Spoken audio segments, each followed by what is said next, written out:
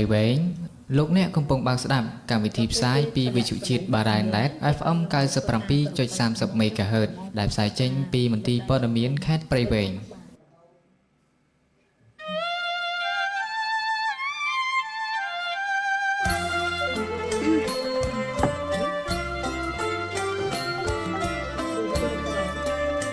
សង្កដាលោកគ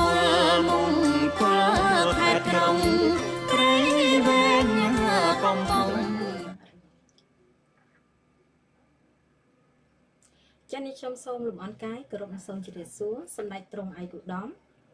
លោកជំទាវលោកស្រីអ្នកនាងកញ្ញាក៏ដូចជាបងប្អូនប្រិយមិត្តអ្នកស្ដាប់ដែលកំពុងតែតាមដានស្ដាប់នឹងការផ្សាយរបស់ស្ថានីយ៍វិទ្យុជាតិបារាយអណ្ដែត SM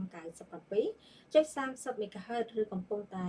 ទស្សនាតាមប្រព័ន្ធអនឡាញដែលផ្សាយចេញពីមន្ទីរព័ត៌មានខេត្តព្រៃវែងក្រុងព្រៃវែងជាទីគោរពនិងជាទីមេត្រីចាសសូមអនុញ្ញាតមកកាន់កម្មវិធីសន្ទនាមតិស្ដីអំពីបរិយាកម្មមន្ទីរព័ត៌មានជាសេនាធិការក្នុងការផ្សព្វផ្សាយនៅអ្វីដែលយើងបានធ្វើជាប្រចាំផងដែរកម្មវិធីនេះគឺយើងតែងតែធ្វើការផ្សាយផ្ទាល់គឺជារៀងរាល់ថ្ងៃច័ន្ទរហូតដល់ថ្ងៃសុក្រដល់ឡែកសម្រាប់ពេលវេលាវិញគឺចាប់ពីវេលាម៉ោង9រហូតដល់ម៉ោង10ព្រឹកផងដែរហើយក្នុងនោះគឺបងប្អូនប្រិយមិត្តក៏តែងតែជួបជាមួយនឹងវត្តមាននៃខ្ញុំច័ន្ទវណ្ដាដែលជាអ្នកសម្របសម្រួលនៅក្នុងកម្មវិធីនេះផ្ទាល់ផងដែរសូមជម្រាបជូនទៅកាន់បងប្អូនប្រិយមិត្តជាទីគោរពស្រឡាញ់រាប់អានផងដែរសម្រាប់កម្មវិធីមួយនេះគឺរៀបចំឡើងដើម្បីបង្កើនការយល់ដឹងក៏ដូចជាការផ្សព្វផ្សាយឲ្យបានទូលំទូលាយនៅអ្វីដែលជាសមិទ្ធផលនិងស្នាដៃនានានៃការរីកចម្រើនផ្សេងទៀតលើគ្រប់វិស័យរបស់ខេត្តព្រៃវែងដែលសម្រេចបានក្រោមការដឹកនាំរបស់រដ្ឋបាលខេត្តក៏ដូចជាការចូលរួមយ៉ាងសកម្មពីគ្រប់មន្ទីរអង្គភាពជុំវិញខេត្តរដ្ឋបាលក្រុងស្រុកឃុំសង្កាត់ទូទាំងខេត្តក្រមម្លប់សន្តិភាពនិងការដឹកនាំដ៏ឆ្លៀសវៃរបស់រាជរដ្ឋាភិបាលកម្ពុជារបស់យើងផងដែរអ្វីដែលកាន់តែពិសេសបន្ថែមនៅក្នុងកម្មវិធីសន្ទនាមតិរបស់យើងនាព្រឹកនេះក៏មានការអញ្ជើញវាគ្មិនកិត្តិយសជាតំណាងមន្ទីរអង្គភាពជុំវិញខេត្តក៏ដូចជាតំណាងរដ្ឋបាលក្រុងស្រុកឃុំសង្កាត់ដើម្បីចូលមកធ្វើបទបង្ហាញចូលរួមពិភាក្សាឆ្លើយតបដោយផ្ទាល់ទៅនឹងសំណួរសំណពើរបស់បងប្អូនប្រិយមិត្តដែលកំពុងធ្វើការតាមដានស្ដាប់ក៏ដូចជាទស្សនាតាមរយៈនៃការ live ផ្ទាល់របស់យើងខ្ញុំផងដែរហើយអ្វីដែលដើម្បីជាការបកស្រាយអំពីសមិទ្ធផលនានាដែលសម្រេចបានក្នុងពេលកន្លងមកនិងកំពុងតែអនុវត្តនិងគម្រោងត្រូវអនុវត្តបន្តនៅក្នុងខេត្តព្រៃវែងរបស់យើងនោះចានៅក្នុងវគ្គទី3ក៏ជាវគ្គមួយដ៏សំខាន់ដើម្បីទុកឱកាសបងប្អូនប្រិយមិត្តធ្វើការខលចូលរួមដើម្បីលើកជាសំណួរសំណពើបញ្ហាប្រឈមផ្សេងចាវាគ្មិនរបស់យើងនឹងចូលរួមធ្វើការឆ្លើយតបត្រឡប់ទៅវិញដោយភាពរីករាយតែម្ដងចាថ្ងៃនេះគឺមិនខុសពីសពប្រដងទេចាយើងតែងតែធ្វើការគ្រប់វាគ្មិនកិត្តិយសចាចូលមកដើម្បីបកស្រាយនៅរាល់សមិទ្ធផលផ្សេងចាអញ្ចឹងកុំឲ្យបងប្អូនប្រិមិត្តទន្ទឹងរង់ចាំយល់ចាថាតើវាគ្មិនកិត្តិយសរបស់យើងថ្ងៃនេះចាគាត់មានឋានៈនិងទូនាទីជាអ្វីចាឲ្យអញ្ជើញមកពីតំបន់កន្លែងណាផងដែរសូមធ្វើការជម្រាបជួបតែម្ដងចាជម្រាបសួរបងប្រុសបាទជម្រាបសួរបណ្ដាអរគុណបងសុខសប្បាយជាទេបងបាទសុខទុក្ខធម្មតាចុះខាងបងស្រីវិញអត់អីបងសុខសប្បាយធម្មតាចាបងចាជាដំបូងបងអូនក៏សូមធ្វើការអនុញ្ញាតឲ្យបងធ្វើការជម្រាបជូនអំពីឈ្មោះទូនាទីនិងភាពកាច់ចាគ្រប់ជើងបងបាទចាបាទខ្ញុំបាទខុនសរ៉ែនជាប្រធានអង្គភាពជ្រោយចិញ្ចោលទី1រដ្ឋបាលខេត្តព្រៃវែងគឺជាមន្ត្រីរាជការនៃសាលាខេត្តនៅក្នុងក្រសួងមហាផ្ទៃជាបឋមទូព្រះបង្គំជាខ្ញុំសូមលំអរកាយគោរពព្រះជគុណគ្រប់ព្រះអង្គនិងសូមគោរពសម្ដេចទ្រង់ឯកឧត្តមលោកជំទាវលោកកញ្ញាលោកស្រីអ្នកនាងកញ្ញាក៏ដូចជាបងប្អូនប្រជាពលរដ្ឋទូទាំងខេត្តព្រៃវែងទូទាំងប្រទេសក៏ដូចជាសូមគោរពជម្រាបសួរទៅកាន់ប្រិយមិត្តរបស់វិទ្យុស្ថានីយ៍បារាយណេតខេត្តព្រៃវែងទាំងអស់គ្នាជាទីគោរពរាប់អានថ្ងៃនេះខ្ញុំពិតជាមានក្តីរំភើបសំណររីករាយក្រៃលែងដែលរដ្ឋបាលខេត្តបានចាត់តាំងរូបខ្ញុំបាទឲ្យចូលរួមជាវាគ្មិននៅក្នុងកម្មវិធីសន្ទនាមតិនៅក្នុងស្ថានីយ៍វិទ្យុបារាយណេតខេត្តព្រៃវែងในឱកាសនេះខ្ញុំពិតជាសប្បាយរីករាយនិងមានអារម្មណ៍ថាភ័យផងអរផងព្រោះវាជាការចូលរួមលើកទី1បាទសូមអរគុណចាអរគុណច្រើនបងចាថ្ងៃនេះបងប្រុសគឺជាចាប្រធានអង្គភាពច្រកចេញចូលតែមួយរបស់រដ្ឋបាលខេត្តព្រៃវែងផ្ទាល់ផងដែរចាពិតជាកិត្តិយសចាសម្រាប់កម្មវិធីសន្ទនាមតិដែលរៀបចំឡើងដោយមន្ទីរព័ត៌មានខេត្តព្រៃវែងផ្ទាល់តែម្ដងចាថ្ងៃនេះគឺជាឱកាសចាគឺជាលើកទី1សម្រាប់ការចូលរួមបាទ ចាអញ្ចឹងនិយាយចានិយាយពីចំណាប់អារម្មណ៍គឺវាថាភ័យផងអោផងផងដែរណា បាទ ចាអញ្ចឹងសង្ឃឹមថាភាពដែលសប្បាយរីករាយនឹងនាំមកនៅអ្វីដែលល្អប្រសើរក្នុងការរៀបរាប់ចាទៅកាន់បងប្អូនប្រជាពលរដ្ឋក៏ដូចជាបងប្អូនប្រិមត្តដែលកំពុងធ្វើការតាមដានសម្ដាប់ផងដែរចាថាតើចាអង្គភាពច្រកចេញចូលតែមួយរបស់រដ្ឋបាលខេត្តព្រៃវែងហ្នឹងគឺសំដៅពាក់ព័ន្ធទៅនឹងការងារអ្វីខ្លះអញ្ចឹងបងប្អូនប្រជាពលរដ្ឋចាមួយចំនួនគាត់អាចអត់ដឹងចាអញ្ចឹងចានៅពេលដែលធ្វើការតាមដានស្ដាប់ក៏ដូចជាទស្សនាតាមរយៈនៃការ live តរបស់យើងខ្ញុំនាពេលនេះប្រកាសជានឹងបានចាជួនជ្រាបជាមិនខានចាយើងនឹងធ្វើការមានកម្រសំណួរសំខាន់ជាច្រើននៅក្នុងវគ្គទី2ចាអញ្ចឹងបងប្អូនប្រជាពលរដ្ឋក៏ដូចជាបងប្អូនប្រិមត្តដែលកំពុងធ្វើការតាមដានស្ដាប់បើសិនជានៅក្នុងចាបើសិនជានៅក្នុងវគ្គទី2នេះខ្ញុំមានការសួរទៅចាមានការឆ្គាំឆ្កើឬក៏ខ្វះចន្លោះដល់ប្រការណាមួយអាចបន្ថែមចាអាចធ្វើការខលចូលរួមមកបាននៅក្នុងវគ្គទី3ផងដែរនេះខ្ញុំនឹងធ្វើការបើកមីក្រូហ្វូនទូរស័ព្ទចំនួន2ខ្សែផងដែរចាំមុននឹងឈានដល់ពេលសម្រាប់ក៏ដូចជាចាវគ្គទី2ក៏សូមសំណេះសំណាលបងប្រុសបន្តិចសិនថាចាកម្របានជួបណាបងចាអរគុណចាបងបានធ្វើការចាទទួលទានអាហារពេលព្រឹកហើយណាបងបាទចាបងស្រីខ្ញុំបានទទួលទានអាហារពេលព្រឹករួចរាល់មុននឹងចូលក្នុងកម្មវិធីនេះបាទចាបងអញ្ចឹងត្រៀមរួចរាល់ហើយសម្រាប់ឲ្យការបង្ហាញជូនទៅកាន់បងប្អូនប្រជាពលរដ្ឋក៏ដូចជាប្រិមិត្តក្នុងការចាចូលរួមបកស្រាយនៅចាស្ដីអំពីអង្គភាពច្រកចេញចូលតែមួយរបស់រដ្ឋបាលខេត្តបងប្រុសបាទបងស្រីខ្ញុំបានត្រៀមខ្លួនរួចរាល់គាត់ថាតកតងជាមួយនឹងការកម្មវិធីសន្ទនាមតិនេះវាជាលើកទី1សម្រាប់ខ្ញុំបាទអញ្ចឹងក៏សូមគោរពអធិស្ឋានទុកជាមុនចំពោះចំណុចខ្វះខាតលេសលោក្នុងប្រការណាមួយដែលខ្ញុំបាទបានធ្វើការសន្ទនាមតិនៅក្នុងកម្មវិធីនេះបាទសូមគោរពអរគុណចាអរគុណច្រើនបងប្រុសចាអញ្ចឹងយើងនឹងជួបគ្នាជាបន្តនៅក្នុងវគ្គទី2ថាតើនេះខ្ញុំនឹងមានកម្រងសំណួរសំខាន់បែបណាចាតើកម្រងសំណួរនេះនឹងពាក់ព័ន្ធទៅនឹងចំណុចអ្វីខ្លះចាដែលពាក់ព័ន្ធទៅនឹងអង្គភាពច្រកចេញចូលទៅមួយរបស់រដ្ឋបាលខេត្តព្រៃវែងខណៈពេលនេះសូមអនុញ្ញាតសម្រាប់បន្តិចសិនហើយសូមនាំអារម្មណ៍បងប្អូនប្រិមត្តទៅទទួលរីករាយសន្តាប់នៅបទចម្រៀងមួយបទសិនហើយយើងនឹងជួបគ្នាជាបន្តនៅក្នុងវគ្គទី2នៃកម្មវិធីចាសូមអរគុណ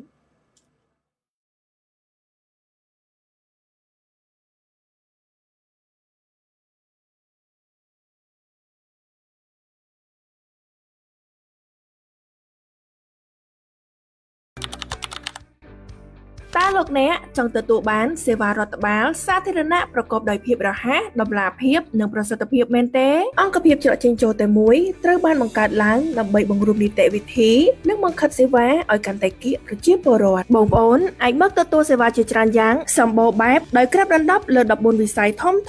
ងាយស្រួលរួមមានសេវាពាក់ព័ន្ធនឹងអាជីវកម្មនិងវិនិយោគសេវាដីធ្លីនិងសំណង់ការងារអនិច្ចានុកលកម្មការងាររដ្ឋបាលវិស័យសុខាភិបាលវិស័យទេសចរណ៍វិស័យសាធារណការនិងដឹកជញ្ជូនវិស័យវប្បធម៌និងវិចិត្រសិល្បៈវិស័យព័ត៌មានវិស័យបរិស្ថានវិស័យឧស្សាហកម្មវិទ្យាសាស្ត្របច្ចេកវិទ្យានិងនវានុវត្តន៍វិស័យរ៉ែនិងធម្មពលវិស័យពាណិជ្ជកម្មវិស័យរៀបចំដែនដីនគរូបនីយកម្មសំណង់និងសុរិយាដីវិស័យកសិកម្មរុក្ខាប្រមាញ់និងនេសាទវិស័យការងារនិងបណ្ដុះបណ្ដាលវិជ្ជាជីវៈសេវាទាំងអស់មានកម្រៃសេវាច្បាស់លាស់កំណត់ដោយរាជរដ្ឋាភិបាលហើយនីតិវិធីត្រូវបានសម្រួលឲ្យសាមញ្ញនិងរហ័សសូមអញ្ជើញនិងជម្រាបជូនដំណឹងដល់បងប្អូនប្រជាពលរដ្ឋនិងម្ចាស់អាជីវកម្មទាំងអស់អញ្ជើញមកប្រើប្រាស់សេវារដ្ឋបាលនៅអង្គភាពច្រកចេញចូលតែមួយខេត្តដែលជាយន្តការរដ្ឋបាលថ្មីដើម្បីបម្រើផលប្រយោជន៍ជូនលោកអ្នកឲ្យកាន់តែប្រសើរឡើង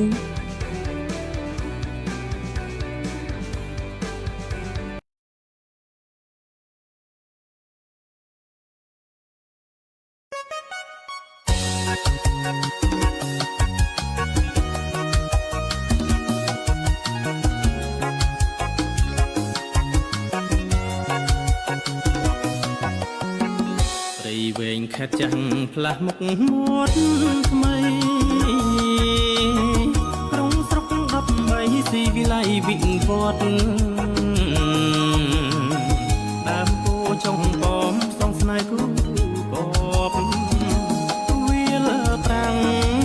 ទីធ្លាប់ជាប់អានុសាជារាំងពូរៀងឈៀងស្វាយអន្តស្អាតល្អបន្តផ្លែថាកំចាយមាកញ្ជ្រៀតស៊ីធោកណ្ដាល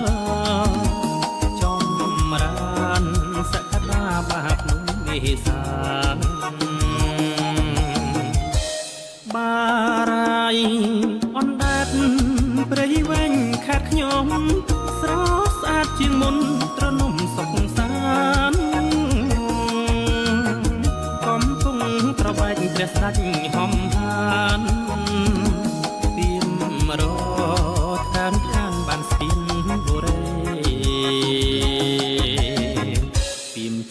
ស្អិតចិត្តដងទុន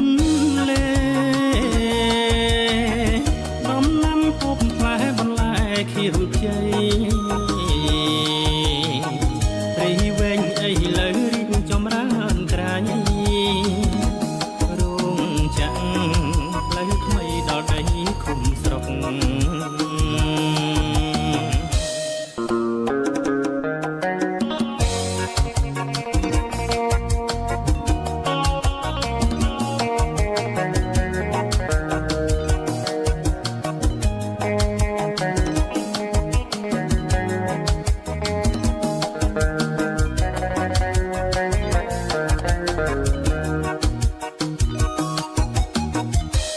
បា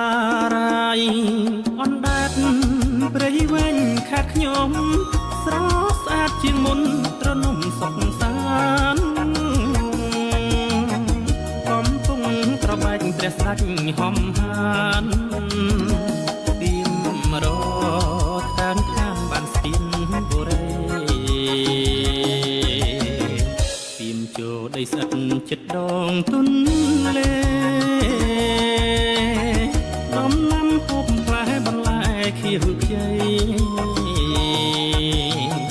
រីវែងអីលើរីកចម្រើនក្រាញរោងចក្រផ្លូវថ្មីដល់ដីឃុំស្រុករោងចក្រផ្លូវថ្មីដល់ដីឃុំស្រុករោងចក្រផ្លូវថ្មីដល់ដីឃុំស្រុក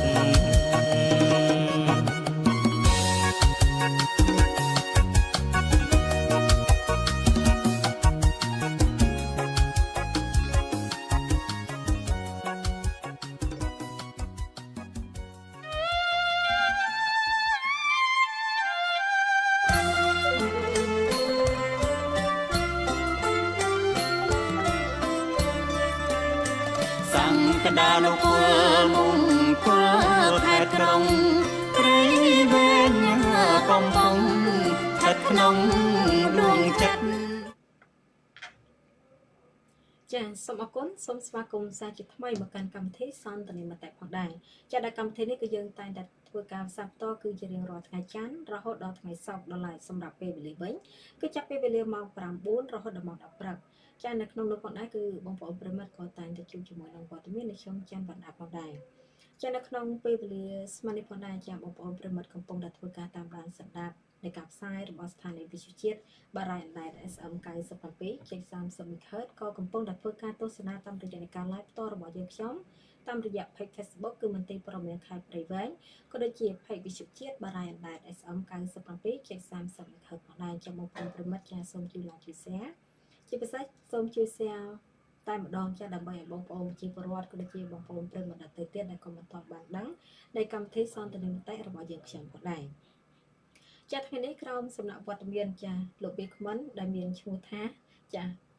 ខុនសារ៉ែនចាដែលជាប្រធានអង្គភិបច្រកចេញចូលតែមួយរបស់រដ្ឋបាលខេត្តព្រៃវែងចាថ្ងៃនេះគឺជាលើកទី1អញ្ចឹងចាបងប្អូនប្រជាពលរដ្ឋក៏ដូចជាបងប្អូនប្រិមត្តដែលកំពុងធ្វើការតាមដានស្ដាប់ក៏ដូចជាទស្សនាតាមរយៈនៃការ live ផ្ទាល់របស់យើងខ្ញុំ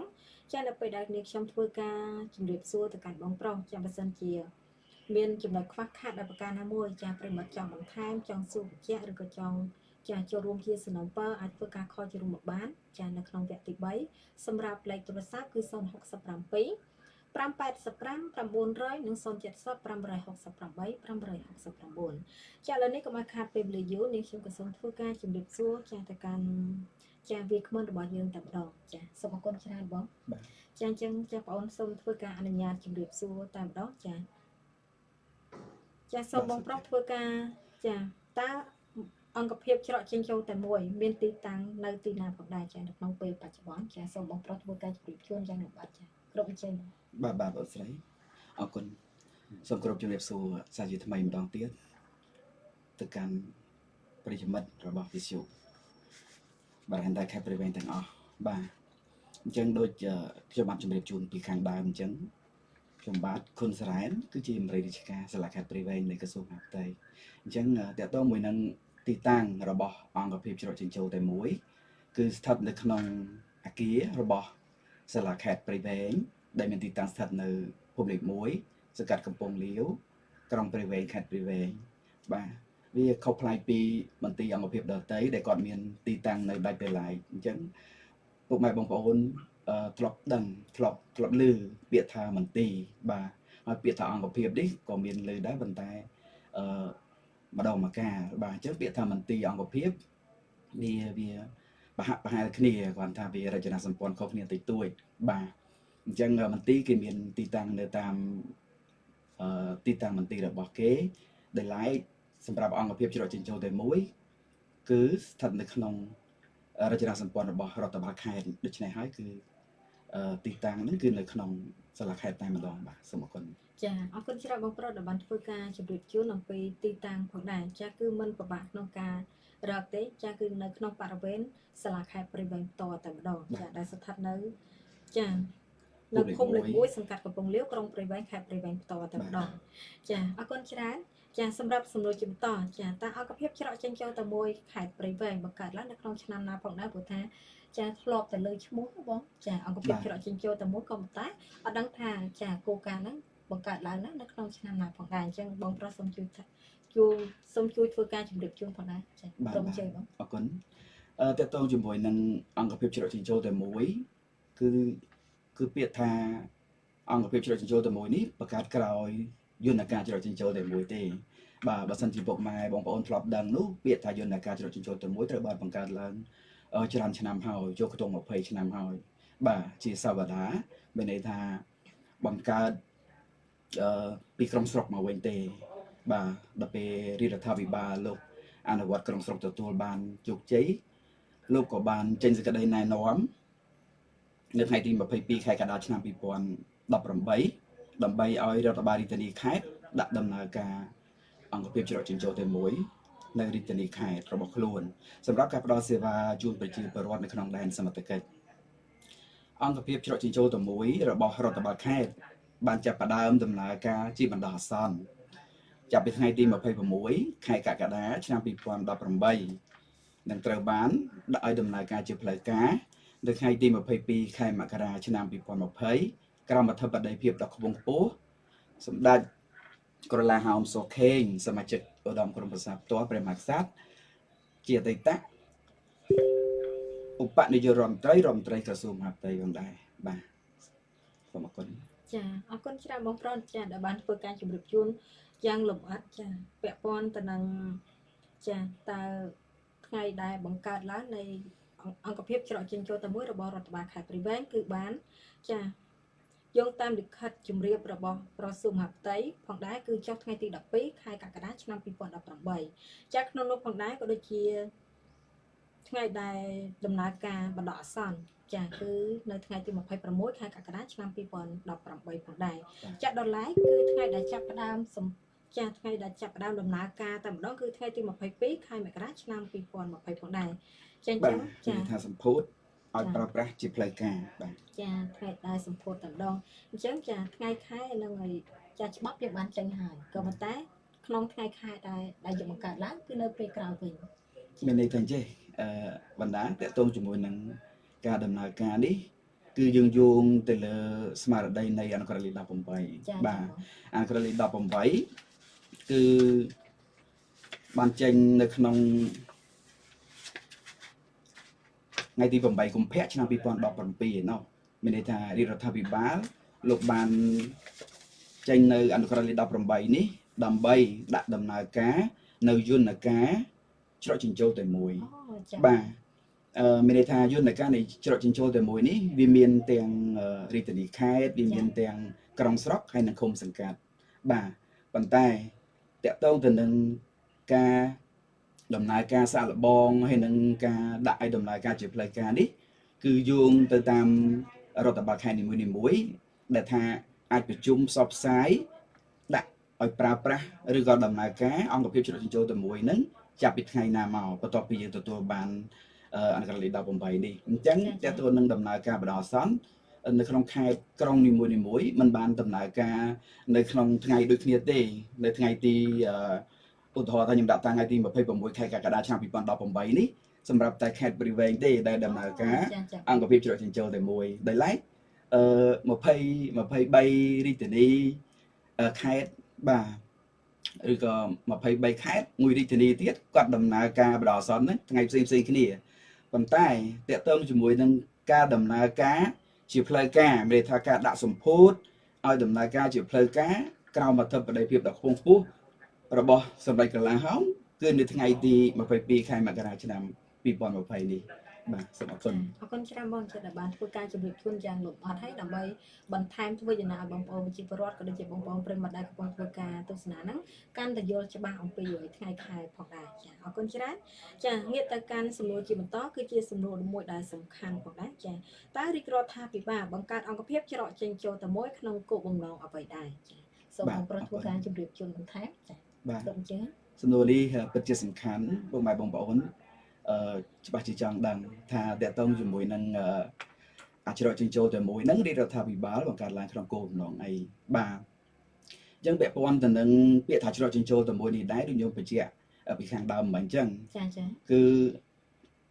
វាពាក់ព័ន្ធជាមួយនឹងការចេញនៅអក្សរលេខ18ឲ្យអនុវត្តយន្តការច្រកចិញ្ចោតែមួយបាទអញ្ចឹងគោលបំណងរបស់រាជរដ្ឋាភិបាលគឺចង់បង្កើតនៅកន្លែងប្រមូលផ្ដុំសេវានៅកន្លែងតែមួយបាទដោយនីតិវិធីសាមញ្ញងាយស្រួលដល់ប្រជាពលរដ្ឋដើម្បីទទួលបាននៅប្រសិទ្ធភាពប្រសិទ្ធផលតម្លាភាពនិងគណនេយ្យភាពដែលឆ្លើយតបទៅនឹងតម្រូវការរបស់ប្រជាពលរដ្ឋនៅតាមមូលដ្ឋានបាទ ចាបងអរគុណច្រើនចិត្តឲ្យបានធ្វើការជម្រាបជូនអញ្ចឹងសង្ឃឹមថាបងប្អូនប្រិយមិត្តដែលកំពុងធ្វើការទស្សនាណាចានឹងបានកាន់តែជូនជ្រាបហើយចាពាក់ព័ន្ធថាចាហេតុអ្វីក៏ចាំបាច់បង្កើតច្រកចេញចូលតែមួយតែបង្កើតឡើងដើម្បីអ្វីទៅចាចេះតែជាជួនកាលបងប្អូនប្រិយមិត្តក៏ដូចជាបងប្អូនប្រជាពលរដ្ឋមួយចំនួនគាត់អាចនឹងងើយឆ្ងល់ក៏ដូចជាអត់ដឹងណាចាដឹងថាចាអត់បានជូនជ្រាបថាគោលបំណងចាចេះតែបង្កើតក៏មិនតែអត់ទេចាក្នុងការបង្កើតហ្នឹងគឺយើងមានគោលការណ៍ត្រឹមត្រូវមានច្បាប់ត្រឹមត្រូវអញ្ចឹងគោលបំណងរបស់យើងចាក្នុងនោះបងប្រុសបានជម្រាបជូនហើយគឺការបង្កើតអង្គភាពច្រកចេញចូលតែមួយគឺក្នុងគោលបំណងដើម្បីប្រមូលផ្ដុំការផ្ដល់សេវារដ្ឋបាលនៅកន្លែងតែមួយអញ្ចឹងងាយស្រួលចាយើងមិនចាំបាច់ទៅចារកសេវាផ្សេងដែលនៅទីឆ្ងាយឬក៏តាមតំបន់ផ្សេងផងដែរគឺយើងប្រមូលផ្ដុំតែមួយហើយគឺធ្វើយ៉ាងណាឲ្យមានប្រសិទ្ធភាពក៏ដូចជាបម្រើសេវាជូនទៅកាន់បងប្អូនប្រជាពលរដ្ឋនេះគឺកាន់តែភាពល្អប្រសើរផងដែរចាអរគុណច្រើនចានេះគាត់ពិតជាចម្លើយមួយដែលបងធ្វើការជម្រាបឆ្លើយយ៉ាងល្អប្រសើរផងដែរចាជាពិសេសចាសម្រាប់សំណួរជាបន្តក៏មិនអាចខ្វះបានសំណួរចាគឺសូមជម្រាបជូនអំពីរចនាសម្ព័ន្ធរបស់អង្គភាពច្រកចេញចូលតែមួយរបស់ខេត្តផងដែរតែរដ្ឋបាលច្រកចេញចូលតែមួយរបស់រដ្ឋបាលខេត្តហ្នឹង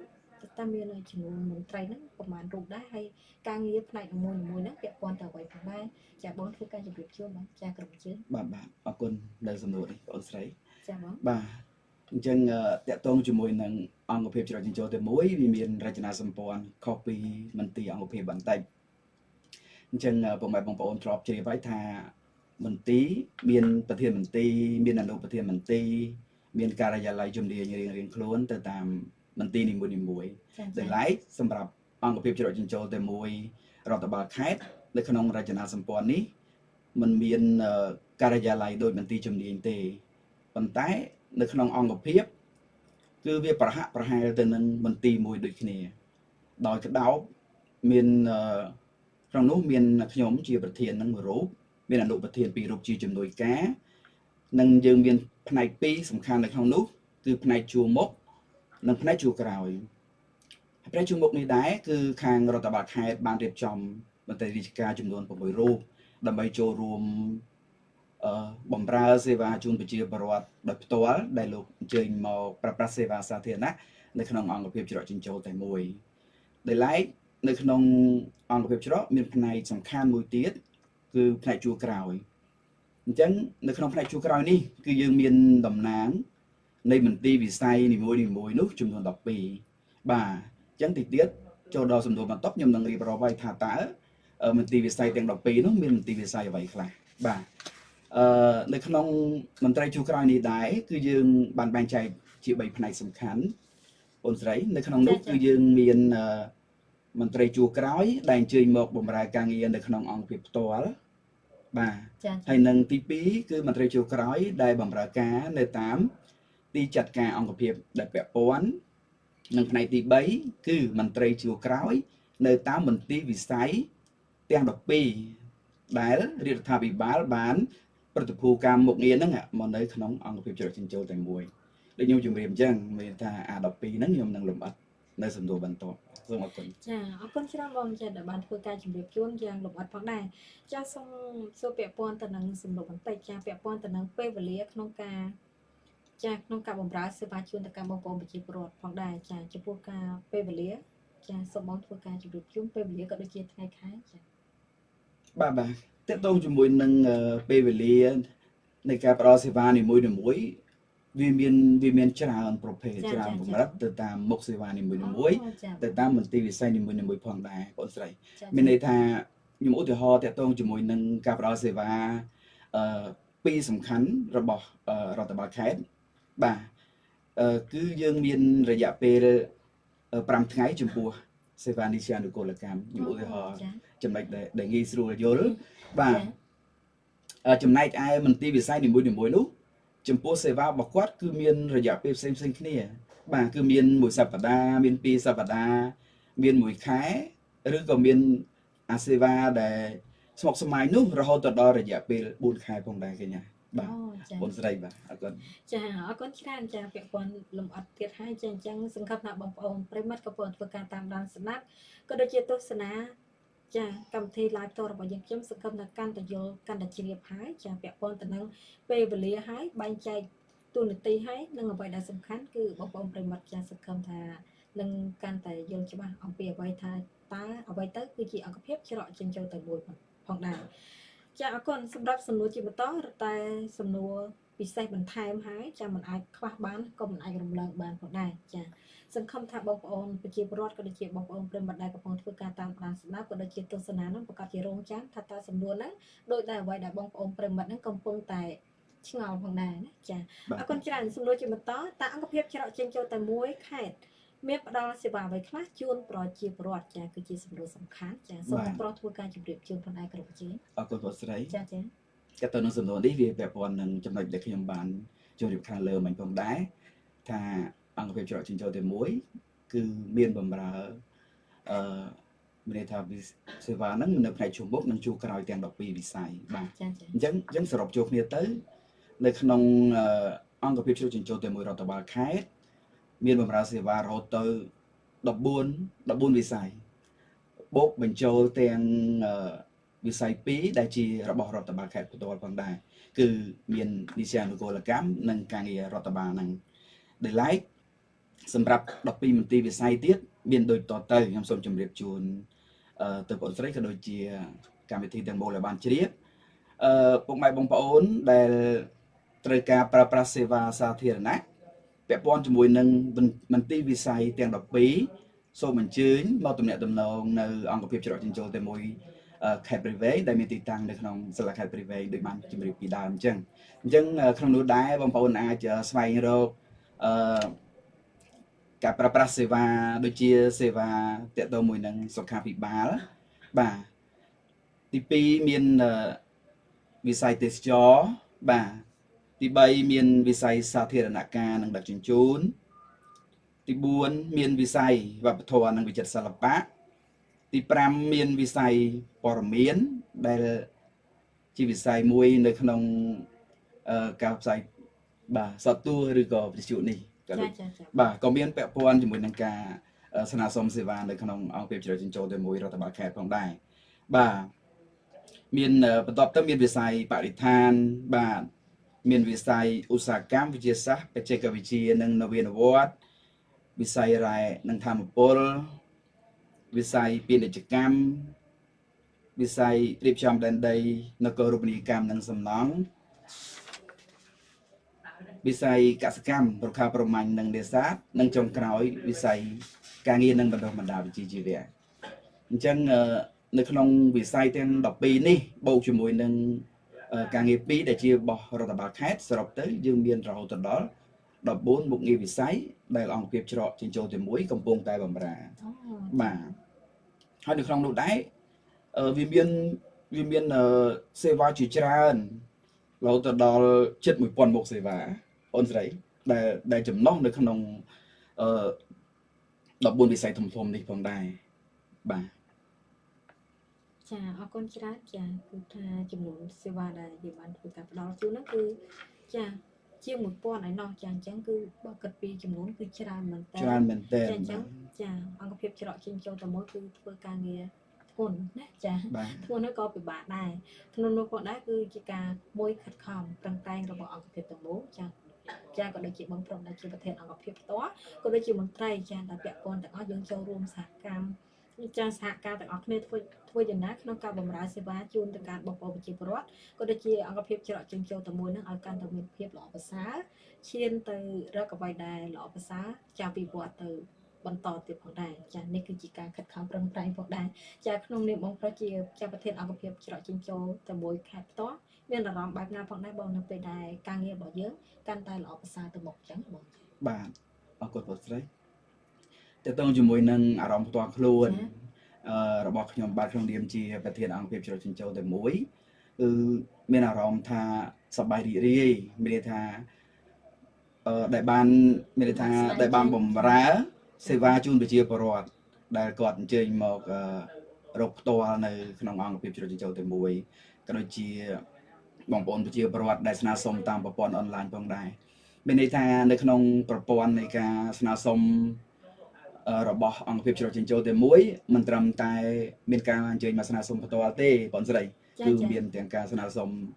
ទៅតាមអនឡាញហើយទៅលើមុខសេវាទាំង800ជាងដែលជិត1000នេះគឺវាមានច្រើនលម្អិតវាមានតម្លៃសេវាក៏ដូចជារយៈពេលច្រើនរយៈពេលផ្សេងៗគ្នាទន្ទឹមនឹងការផ្ដល់សេវាច្រើនមុខរាប់រយមុខដែលបងប្អូនប្រជាពលរដ្ឋតែងតែអត់ដឹងថាអង្គភាពច្រកចេញចូលតែមួយហ្នឹងបំរើសេវាទៅលើអីខ្លះហេតុអីបានជាការងារមួយចំនួនដាក់ទៅហេតុអីមានភាពយឺតយ៉ាវហេតុអីបានមានភាពយូរគឺនេះជាមូលហេតុមួយផងដែរបងស្រីតែទៅជាមួយនឹងការបម្រើសេវាទាំងអស់នេះអញ្ចឹងសេវានៃមន្ទីរវិស័យនីមួយៗដែលចំណុះមកក្នុងរដ្ឋបាលខេត្តនេះមានច្រើនខ្ញុំមិនអាចជម្រាបជូនទៅកាន់កម្មវិធីអស់ទេដូចខ្ញុំជម្រាបចឹងមានន័យថាច្រើនមែនតើរហូតដល់ជិត1000សេវាប៉ុន្តែគ្រាន់តែខ្ញុំអាចបើជម្រាបជូនត្រួសជាមួយនឹងសេវាចម្បងដែលពុកម៉ែបងប្អូនអាចអញ្ជើញមករកប្រើប្រាស់សេវានៅក្នុងអង្គភាពច្រកចេញចូលតែមួយនេះបានបាទខ្ញុំឧទាហរណ៍ដូចជាសេវានិស្សិតអនុកូលកម្មនេះផងដែរខ្ញុំលើកជំរាបពីលើមកវិញបាទគឺពុកម៉ែបងប្អូនដែលមានតម្រូវការបញ្ជាក់ទៅលើសញ្ញាបត្រកម្រិតបរិញ្ញាបត្រជាន់ខ្ពស់ដែលយើងហៅថាចាប់ពីអនុបណ្ឌិតឡើងទៅណាបងស្រីបាទគឺពុកម៉ែបងប្អូនអាចអញ្ជើញមកដាក់ពាក្យស្នើសុំបញ្ជាក់និស្សិតអនុកូលកម្មនៅទីនេះបានបាទអញ្ចឹងទី2ទៀតតទៅជាមួយនឹងការងាររដ្ឋបាលមានន័យថាគ្រប់ម្ចាស់អាជីវកម្មក៏ដូចជាអាជីវករដែលជាម្ចាស់ផ្លាកយីហោឬក៏ដែលជាម្ចាស់ទីតាំងប៉ាណូអាចឡាតអីមួយចំនួនដែលយើងជិះទៅតាមផ្លូវឃើញផ្ទាំងធំបងស្រីបាទគឺម្ចាស់អាជីវកម្មទាំងអស់នោះអាចអញ្ជើញមកដាក់ពាក្យស្នើសុំដំណើរការបាទស្នើសុំដំណើរការផ្សព្វផ្សាយទាក់ទងជាមួយនឹងផ្លាកហ្នឹងនៅទីសាធារណៈបាទក៏ដូចជាស្នើសុំសិទ្ធិផ្សព្វផ្សាយនឹងដែរទាក់ទងនឹងសិទ្ធិផ្សព្វផ្សាយនឹងដែរវាឈានចូលដល់វិស័យព័ត៌មាននេះដែរបាទមានន័យថានៅក្នុងសេវានៃទីតាំងមួយនេះគឺយើងត្រូវសុំច្បាប់ពីកលៈបាទអញ្ចឹងប្រជាពលរដ្ឋខ្លះគាត់អត់យល់ទេមានន័យថាខ្ញុំសូមអនុញ្ញាតទីតាំងរួចហើយហេតុអីបានខ្ញុំត្រូវទៅសុំតាក់ទងមួយនឹងសិទ្ធិផ្សព្វផ្សាយអីទៀតបាទតែពិតទៅវាជាគោលការណ៍របស់រដ្ឋាភិបាលបាទហើយវាក៏ជាគោលការណ៍របស់ក្រសួងសម័យនីមួយដែរគោលបំណងរួមតែមួយគឺយើងប្រមូលចំណូលសេវាហ្នឹងដើម្បីជាគុណប្រយោជន៍របស់ថ្នាក់ជាតិនិងថ្នាក់ក្រោមជាតិបាទតែថ្នាក់ជាតិនឹងស្អីថ្នាក់ក្រោមជាតិនឹងស្អីពុកម៉ែបងប្អូនក៏អាចដឹងខ្លះអ្នកខ្លះក៏មិនដឹងដែរបាទបីតែថ្នាក់ជាតិគឺថ្នាក់ក្រសួងអញ្ចឹងទៅយើងនិយាយសួរស្ដាប់ហើយថ្នាក់ក្រោមជាតិគឺយើងថ្នាក់រាជធានីខេត្តក្រុងស្រុកឃុំសង្កាត់នេះឯងបាទអញ្ចឹងនៅក្នុងវិស័យទេសចរបាទដូចជាខ្ញុំបានជម្រាបអញ្ចឹងខ្ញុំអាចជម្រាបត្រួសទេដូចជាឧទាហរណ៍ថាពុកម៉ែបងប្អូនដែលជាម្ចាស់ផ្ទះសំណាក់បាទឬក៏ម្ចាស់ការ៉ាអូខេអីចឹងចោះពុកម៉ែបងប្អូនអាចស្នើសុំអាជ្ញាប័ណ្ណឬក៏លិខិតអាជ្ញានៅទីនេះឬក៏ដូចជាស្នើសុំបន្តសុពលភាពដែលបានផុតកំណត់បាទអញ្ចឹងតើតើជាមួយនឹងវិស័យវប្បធម៌វិចិត្រសិល្បៈនេះ វាជាវិស័យមួយដែលមិនសូវជាមានសេវាប្រមាណទេដោយយើងផ្ដោតសំខាន់ទៅលើការប្រគំតន្ត្រីដែលមានតារាអន្តរជាតិចូលរួមទើបយើងអាចស្នើសុំបានអញ្ចឹងហើយបើសិនជាការប្រគំតន្ត្រីតូចៗគឺយើងអាចស្នើសុំនៅតាមការិយាល័យច្រកចិញ្ចោទៅមួយក្រុងស្រុកក្រុងស្រុកបានបាទសូមអធិស្ឋានបាទហើយនឹងទី7នេះវិស័យព័ត៌មានដូចបងស្រីបានដឹងហើយវិស័យព័ត៌មានហ្នឹងក៏ទៅជ្រកក្រោមអង្គភាពច្រកចិញ្ចោទៅមួយនៃការផ្ដល់សេវានេះផងដែរបាទដូចជាសេវាសតទួដូចខ្ញុំជម្រាបមិញអញ្ចឹងបាទសេវាក្នុងការសុំសិទ្ធិផ្សព្វផ្សាយអំពីផ្លាកយីហោអំពីផ្លាកហាងរបស់យើងនេះបងប្អូនពុកម៉ែខ្លះគាត់ឆ្ងល់គាត់ថាហេតុអីបានជាផ្ទះខ្ញុំទេហាងខ្ញុំទេខ្ញុំលើកផ្លាកក៏អស់លុយរបស់ខ្ញុំដែរហេតុអីបានជាខ្ញុំត្រូវទៅសុំច្បាប់ក្នុងការផ្សព្វផ្សាយទាំងអស់នេះបាទជាការពិតតាមពិតទៅធម្មតាយើងរកស៊ីអ្វីមួយយើងត្រូវតែគោរពទៅតាមគោលការណ៍របស់ច្បាប់បាទដែលមានរដ្ឋាភិបាលជាអ្នកគ្រប់គ្រងដឹកនាំបាទក្រមការដឹកនាំដ៏ត្រឹមត្រូវដ៏ឆ្លៀសវៃរបស់សម្ដេចមហាបវរធិបតីបាទហ៊ុនម៉ាណែតនាយករដ្ឋមន្ត្រីនៃប្រជាជាតិកម្ពុជាដូចជាក្រសួងមហាផ្ទៃមានអ្នកដងអភិសន្តិបណ្ឌិតសសខាដែលលោកជាក្បាលម៉ាស៊ីនដឹកនាំរួមនៅក្នុងក្រសួងមហាផ្ទៃក៏ដូចជាគ្រប់គ្រងទៅតាមបណ្ដារាជធានីខេត្តក្រុងស្រុកឃុំសង្កាត់នេះផងដែរអញ្ចឹងហើយតកតងជាមួយនឹងការប្រម៉ូទសេវានេះគឺយើងដើម្បីជាគុណប្រយោជន៍របស់ថ្នាក់ជាតិនិងថ្នាក់ក្រោមជាតិដែលខ្ញុំជម្រាបមិញនឹងឯងបាទអញ្ចឹងមិនមែនថាប្រមូលចំណូលនេះទៅដើម្បីបានជាប្រយោជន៍សម្រាប់បុគ្គលណាម្នាក់ទេគឺមិនមែនទេបាទហើយតើតើនឹងចំណូលនេះដែរខ្ញុំសូមជម្រាបបន្ថែមពីលើនឹងដែរគឺមិនមែនថាអូអញ្ចឹងចំណូលនឹងប្រមូលនៅរដ្ឋបាលខេត្តគឺបានតែខេត្តទេមែនទេបានតែក្រសួងមហាផ្ទៃទេមែនទេអត់ទេបាទអញ្ចឹងចំពោះមន្ទីរវិស័យទាំងអស់នឹងដែរហ្នឹងក៏នឹងទទួលបាននៅចំណូលទាំងអស់ហ្នឹងសម្រាប់យកទៅបែងចែកជាប្រាក់រង្វាន់ទៅដល់បុគ្គលិករបស់ខ្លួនផងដែរបាទអញ្ចឹងចំណូលដែលទទួលបានសរុបឧទាហរណ៍ថា1លានរៀលបាទខាងអង្គភាពច្រកចិញ្ចោទៅមួយទទួលបានតែចំណែកប្រាក់រង្វាន់ 3% ទេទៅលើចំណូលសរុបហ្នឹងអញ្ចឹងនៅសល់ 97% ទៀតគឺនឹងបែងចែកមកកាន់មន្ទីរជំនាញរៀងៗខ្លួនដើម្បីធ្វើការបែងចែកទៅកាន់មន្ត្រីពាក់ព័ន្ធជាពិសេសគឺមន្ត្រីជួរក្រោយដែលគាត់អញ្ជើញទៅបម្រើការងារនៅក្នុងអង្គភាពច្រកចិញ្ចោទៅមួយនេះផ្ទាល់តែម្ដងបាទក្នុងនឹងដែរបាទដូចជាមានវិស័យបរិស្ថានបាទវិស័យបរិស្ថាននេះពុកម៉ែបងប្អូនថាគាត់អាចស្នើសុំសេវាបានទៅលើអីខ្លះបាទតើតើមួយការបញ្ចេញសំណល់រាវសំណល់រឹងសូមបងប្អូនជាម្ចាស់សហគ្រាសក្រុមហ៊ុនឯកជនដូចជារោងចក្រសូមអញ្ជើញមកដាក់ពាក្យស្នើសុំសេវាទាំងអស់នេះតាមរយៈវិស័យបរិស្ថាននៅក្នុងអង្គភាពច្រកចិញ្ចោទៅមួយបាទវិស័យឧស្សាហកម្មវិទ្យាសាស្ត្របច្ចេកវិទ្យានិងនវានុវត្តន៍នេះដែរគឺយើងមានបម្រើសេវាទាក់ទងជាមួយនឹងដៃបាញ់ប្រេងបាទមានន័យថាបងស្រីធ្លាប់ដឹងហើយថាបច្ចុប្បន្ននេះសាំងកំពុងឡើងថ្លៃនេះទេបាទប្រេងកំពុងឡើងថ្លៃអញ្ចឹងនៅក្នុងការគ្រប់គ្រងការត្រួតពិនិត្យគឺរដ្ឋាភិបាលលោកបានយកចិត្តទុកដាក់ខ្ពស់មែនទែនទាក់ទងជាមួយនឹងបញ្ហានេះគឺរាជធានីខេត្តនីមួយៗក៏ជាសេនាធិការទៅឲ្យ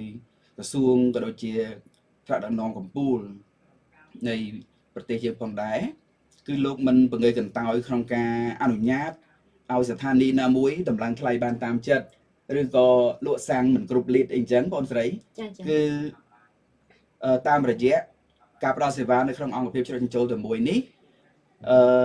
មន្ទីរឧស្សាហកម្មមានតួនាទីក្នុងការត្រួតពិនិត្យរាល់ដៃបាញ់ប្រេងដែលបានចាក់សាំង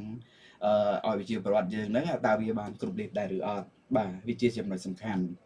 បាទហើយតើតើជាមួយនឹងវិស័យរ៉ែនិងធម្មពលក៏ដូចគ្នានឹងដែរមានន័យថាបើយើងនិយាយពាក់ព័ន្ធនឹងការ៉ាសាំងបាញ់នឹងដែរហ្នឹងគឺមុននឹងយើងដំណើរការលក់សាំងបានក៏យើងត្រូវតែស្នើសុំលិខិតអនុញ្ញាតដំណើរការការ៉ាសាំងជាមុនសិនដែរតាមរយៈវិស័យរ៉ែនិងធម្មពលនេះផងដែរបាទបន្ទាប់ទៅមានវិស័យពាណិជ្ជកម្មបាទអញ្ចឹងពាក់ព័ន្ធនឹងវិស័យពាណិជ្ជកម្មនេះគឺយើងផ្ដោតសំខាន់ទៅលើការងារអាជីវករយើងមួយចំនួនប៉ុន្តែបច្ចុប្បន្ននេះយើងបាន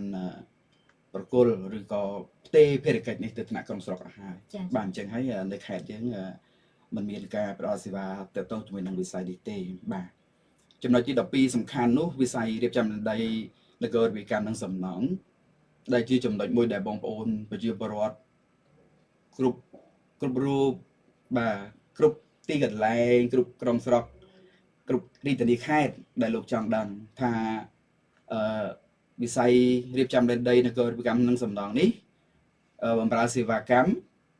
មានរយៈពេលប្រមាណអីចឹងទៅបាទហេតុអីបានជាដាក់ទៅមានភាពរាំងស្ទះយឺតយូរអីចឹងបាទតែប៉ុន្តែដូចខ្ញុំជម្រាបជូនបងអូនស្រីតាំងពីដើមកម្មវិធីមកអញ្ចឹងថាដោយសារអង្គភាពជ្រកចិញ្ចោទៅមួយគឺជាកន្លែងប្រមូលផ្ដុំសេវាបាទអញ្ចឹងហើយសេវាទាំងអស់វាមានច្រើនមុខមែនតើក្នុងមួយថ្ងៃជាមធ្យមនៅក្នុងអង្គភាពជ្រកចិញ្ចោទៅមួយខេត្តបរិវេណនេះបម្រើសេវាមិនតិចជាង250សេវាទេក្នុងមួយថ្ងៃបាទអញ្ចឹងហើយតើតើទៅនឹងការបម្រើសេវាយឺតពេលជូនពុកម៉ែបងប្អូនប្រជាពលរដ្ឋខ្ញុំបាទក្នុងនាមជាប្រធានអង្គភាពផ្ដល់សេវាសូមអធិស្ឋានសូមខន្តីពីពុកម៉ែបងប្អូនប្រជាពលរដ្ឋមួយចំនួនដែលខាងអង្គភាពជ្រកផ្ដល់សេវាទៅនេះមានភាពយឺតយ៉ាវបាទអញ្ចឹងនៅក្នុងនោះដែរគឺយើងមានវិស័យកសិកម្មរុក្ខាប្រមាញ់និងនេសាទបាទតើវិស័យនេះយើងបម្រើការងារទៅលើអ្វីខ្ញុំគាត់តែជម្រាបជូនទូទេដូចខ្ញុំជម្រាបកញ្ញាអញ្ចឹងវាមានបងអូនស្រីអញ្ចឹងវាមានដល់រាប់រយមុខអញ្ចឹងហើយខ្ញុំគាត់ជម្រាបចំណុចគោលដែលយើងកំពុងតែអនុវត្តសពថ្ងៃនិងមមាញឹកជាមួយនឹងការងារទាំងអស់នេះបាទវិស័យកសិកម្មហ្នឹងគឺយើងបម្រើការងារជាមួយនឹងការត្រួតពិនិត្យទៅលើអនាម័យសត្វខ្ញុំឧទាហរណ៍ថាអ្នកលក់សាច់ជ្រូកដែលយើងបរិភោគប្រចាំថ្ងៃមែនទេបងស្រីបាទអញ្ចឹងក្នុងនាមជាសេនាធិការឲ្យរដ្ឋបាលខេត្តមន្ត្រីជួរក្រោយនៃវិស័យកសិកម្មរុក្ខាប្រមាញ់និងនេសាទនេះគឺត្រូវតែមានមន្ត្រីជំនាញក្នុងការត្រួតពិនិត្យលក្ខណៈបច្ចេកទេសទៅលើសាច់សត្វទាំងអស់ហ្នឹងដូចជាសាច់គោឬក៏សាច់ជ្រូកដែលយើងបរិភោគប្រចាំថ្ងៃហ្នឹងតើវាមានគុណភាពកម្រិតណាដែរបាទឬមួយក៏គាត់នាំចូលប្រភេទសាច់ជ្រូកមកពីខាងប្រទេសណាបាទវាមានប្រើថ្នាំគីមីបែបម៉េចបាទការផ្ដល់ចំណីនឹងបែបម៉េចវាប៉ះពាល់ដល់សុខភាពប្រជាពលរដ្ឋយើងគ្រប់រូបដែរឬអត់អញ្ចឹងហើយបានជាវិស័យនីមួយៗសុទ្ធតែសំខាន់ទាំងអស់គឺសុទ្ធតែដើរតួយ៉ាងសំខាន់ក្នុងការ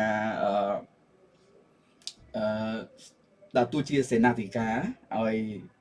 រាជរដ្ឋាភិបាលបាទដូចជាដើរតួសំខាន់នៅក្នុងខេត្តនីមួយៗជាសេនាធិការឲ្យរដ្ឋបាលខេត្តទាំងមូលបាទអញ្ចឹងក្នុងនោះដែរក៏មានវិស័យការងារនិងបណ្ដុះបណ្ដាលវិជ្ជាជីវៈបាទដែលជាវិស័យចុងក្រោយនៅក្នុងហ្នឹងគឺយើងផ្ដោតសំខាន់ទៅលើរោងចក្រសហគ្រាសដូចគ្នាមានន័យថាពុកម៉ែបងប្អូនដែលជាកម្មការិនីរោងចក្រលោកត្រូវការសៀវភៅការងារខ្ញុំនិយាយឲ្យងាយស្រួលបាទមានន័យថាសៀវភៅការងារដើម្បីអីដើម្បីបញ្ជាក់អំពីបាទបុគ្គលភាពរបស់គាត់នេះបាទគាត់ជាបុគ្គលិកគាត់ជាកម្មការីនៅរោងចក្រណាហើយបន្ទាប់ពីយើងធ្វើបានសៀវភៅការងារនេះហើយទើបយើងអាចទទួលបាននៅការការពារសុខភាពដោយរាជរដ្ឋាភិបាលតាមរយៈការធ្វើបានបសសនេះឯងអញ្ចឹងគោលនយោបាយរបស់រាជរដ្ឋាភិបាលគឺល្អមែនតែនគឺរៀបចំនៅគ្រប់សេវាគ្រប់ចំណុចដើម្បីតែប្រយោជន៍រួមរបស់ប្រជាពលរដ្ឋនៅគ្រប់ទិសទីនិងនៅគ្រប់ទីកន្លែងដែលលោកត្រូវការបាទខ្ញុំសូមរៀបរាប់ដោយសង្ខេបប៉ុណ្ណេះជូនបងស្រីអញ្ចឹងបើសិនជាពុកម៉ែបងប្អូនមានចម្ងល់ឬក៏មានបញ្ហានៅមិនទាន់ច្បាស់លាស់ត្រង់ចំណុចណាពុកម៉ែបងប្អូនអាចអញ្ជើញ call ចូលរួមតាមរយៈប្រព័ន្ធលេខទូរស័ព្ទដែលបងស្រីបានប្រកាសមុនបន្តិចឬក៏នៅលើអេក្រង់នៃ Facebook page របស់ Visual Barang ដែលខេត្តព្រៃវែងនេះអញ្ជើញក៏សួរបន្ថែមបានបាទសូមអរគុណចាអរគុណច្រើនបងចឹងអ្វីដែលសម្រួលដែលត្រូវធ្វើការប្រងសួរបងប្រុសបានធ្វើការជម្រាបជូនយ៉ាងលម្អិតហើយចាពាក់ព័ន្ធទៅនឹងសំណួរអ្វីដែលធ្វើការនៅសួរថែមផងដែរចាក្នុងនោះផងដែរគឺសង្ឃឹមថាបងប្អូនប្រិមិត្តក៏ដូចជាចាបងប្អូនប្រជាពលរដ្ឋដែលកំពុងធ្វើការតាមដានស្ដាប់ ក៏ដូចជាទស្សនាតាមរយៈនៃការ live ផ្ទាល់របស់យើងខ្ញុំនឹងប្រកាសជាកាន់តែយល់កាន់តែច្បាស់ហើយអំពីអ្វីទៅគឺជាគោលដៅដ៏សំខាន់របស់ច្រកចេញចូលតែមួយនោះគឺបងប្រុសបានធ្វើការជម្រាបហើយគឺការងារច្រើនណាស់ចាគឺបម្រើសេវាជិត 1000 សេវាឯណោះអញ្ចឹងក្នុងមួយថ្ងៃលេខទាបបំផុតគឺ250ក្នុងសេវាចាអញ្ចឹងគឺការផ្ដល់ជូនទៅកាន់បងប្អូនប្រជាពលរដ្ឋហ្នឹងគឺពិតជាមានការរំហត់មែនតើ បាទ ចាពាក់ព័ន្ធទៅនឹងសំណួរជាបន្តចាតែមានការគ្រប់គ្រងពីសំណាក់បងប្អូនប្រជាពលរដ្ឋកម្រិតណាដែរហើយសម្រាប់បានលទ្ធផលយ៉ាងណាក្នុងត្រីមាសទី1ដើមឆ្នាំ2026នេះផងដែរនេះគឺជាសំណួរមួយដ៏សំខាន់តែសំខាន់ហើយចឹងគឺជាសំណួរមួយដែលបងប្អូនប្រជាពលរដ្ឋកំពុងតែចង់ដឹងកាន់តែច្បាស់ហើយចាសូមបងប្រុសធ្វើការជម្រាបជូនចាបាទអរគុណបងស្រីបាទដូចខ្ញុំជម្រាបជូនត្រួសខាងលើមិញអញ្ចឹងតើតើជាមួយនឹងការផ្ដល់សេវានៅអង្គភាពច្រកចិញ្ចោតែមួយគឺយើងមាន14វិស័យបូករួមទាំងវិស័យការងារ2ដែលជារបស់រដ្ឋបាលខេត្តសម័យបាទអញ្ចឹងដោយមានការគ្រប់គ្រងយ៉ាងផលផុសពីសំណាក់បងប្អូនប្រជាពលរដ្ឋនៅក្នុងដែនសមត្ថកិច្ចរបស់រដ្ឋបាលខេត្តនៅក្នុងត្រីមាសទី1ដើមឆ្នាំ2026នេះអង្គភាពច្រកចិញ្ចោទី1ប្រមូលសេវាឬក៏បម្រើសេវាជូនប្រជាពលរដ្ឋបានសរុបចំនួន14993សេវាបាទដោយគិតជាទឹកប្រាក់ចំណូលបានរហូតទៅដល់907លាន925,800រៀលបាទអញ្ចឹងក្នុងនោះដែរគឺវាមានវិស័យចំណុះទាំង14នៅក្នុងនោះបាទយើងមានវិស័យសំទោសយើងមានការងារនីតិអនុកូលកម្មនោះចំនួន42សេវាបាទស្មើនឹងទឹកប្រាក់ចំនួន516លាន516,000រៀលបាទការងាររដ្ឋបាលគឺយើងមិនទាន់បានប្រមូលចំណូលនៅឡើយទេក្នុងត្រីមាសទី1នេះបាទវិស័យសុខាភិបាលយើងទទួលបាន10សេវាដែលមានចំណូល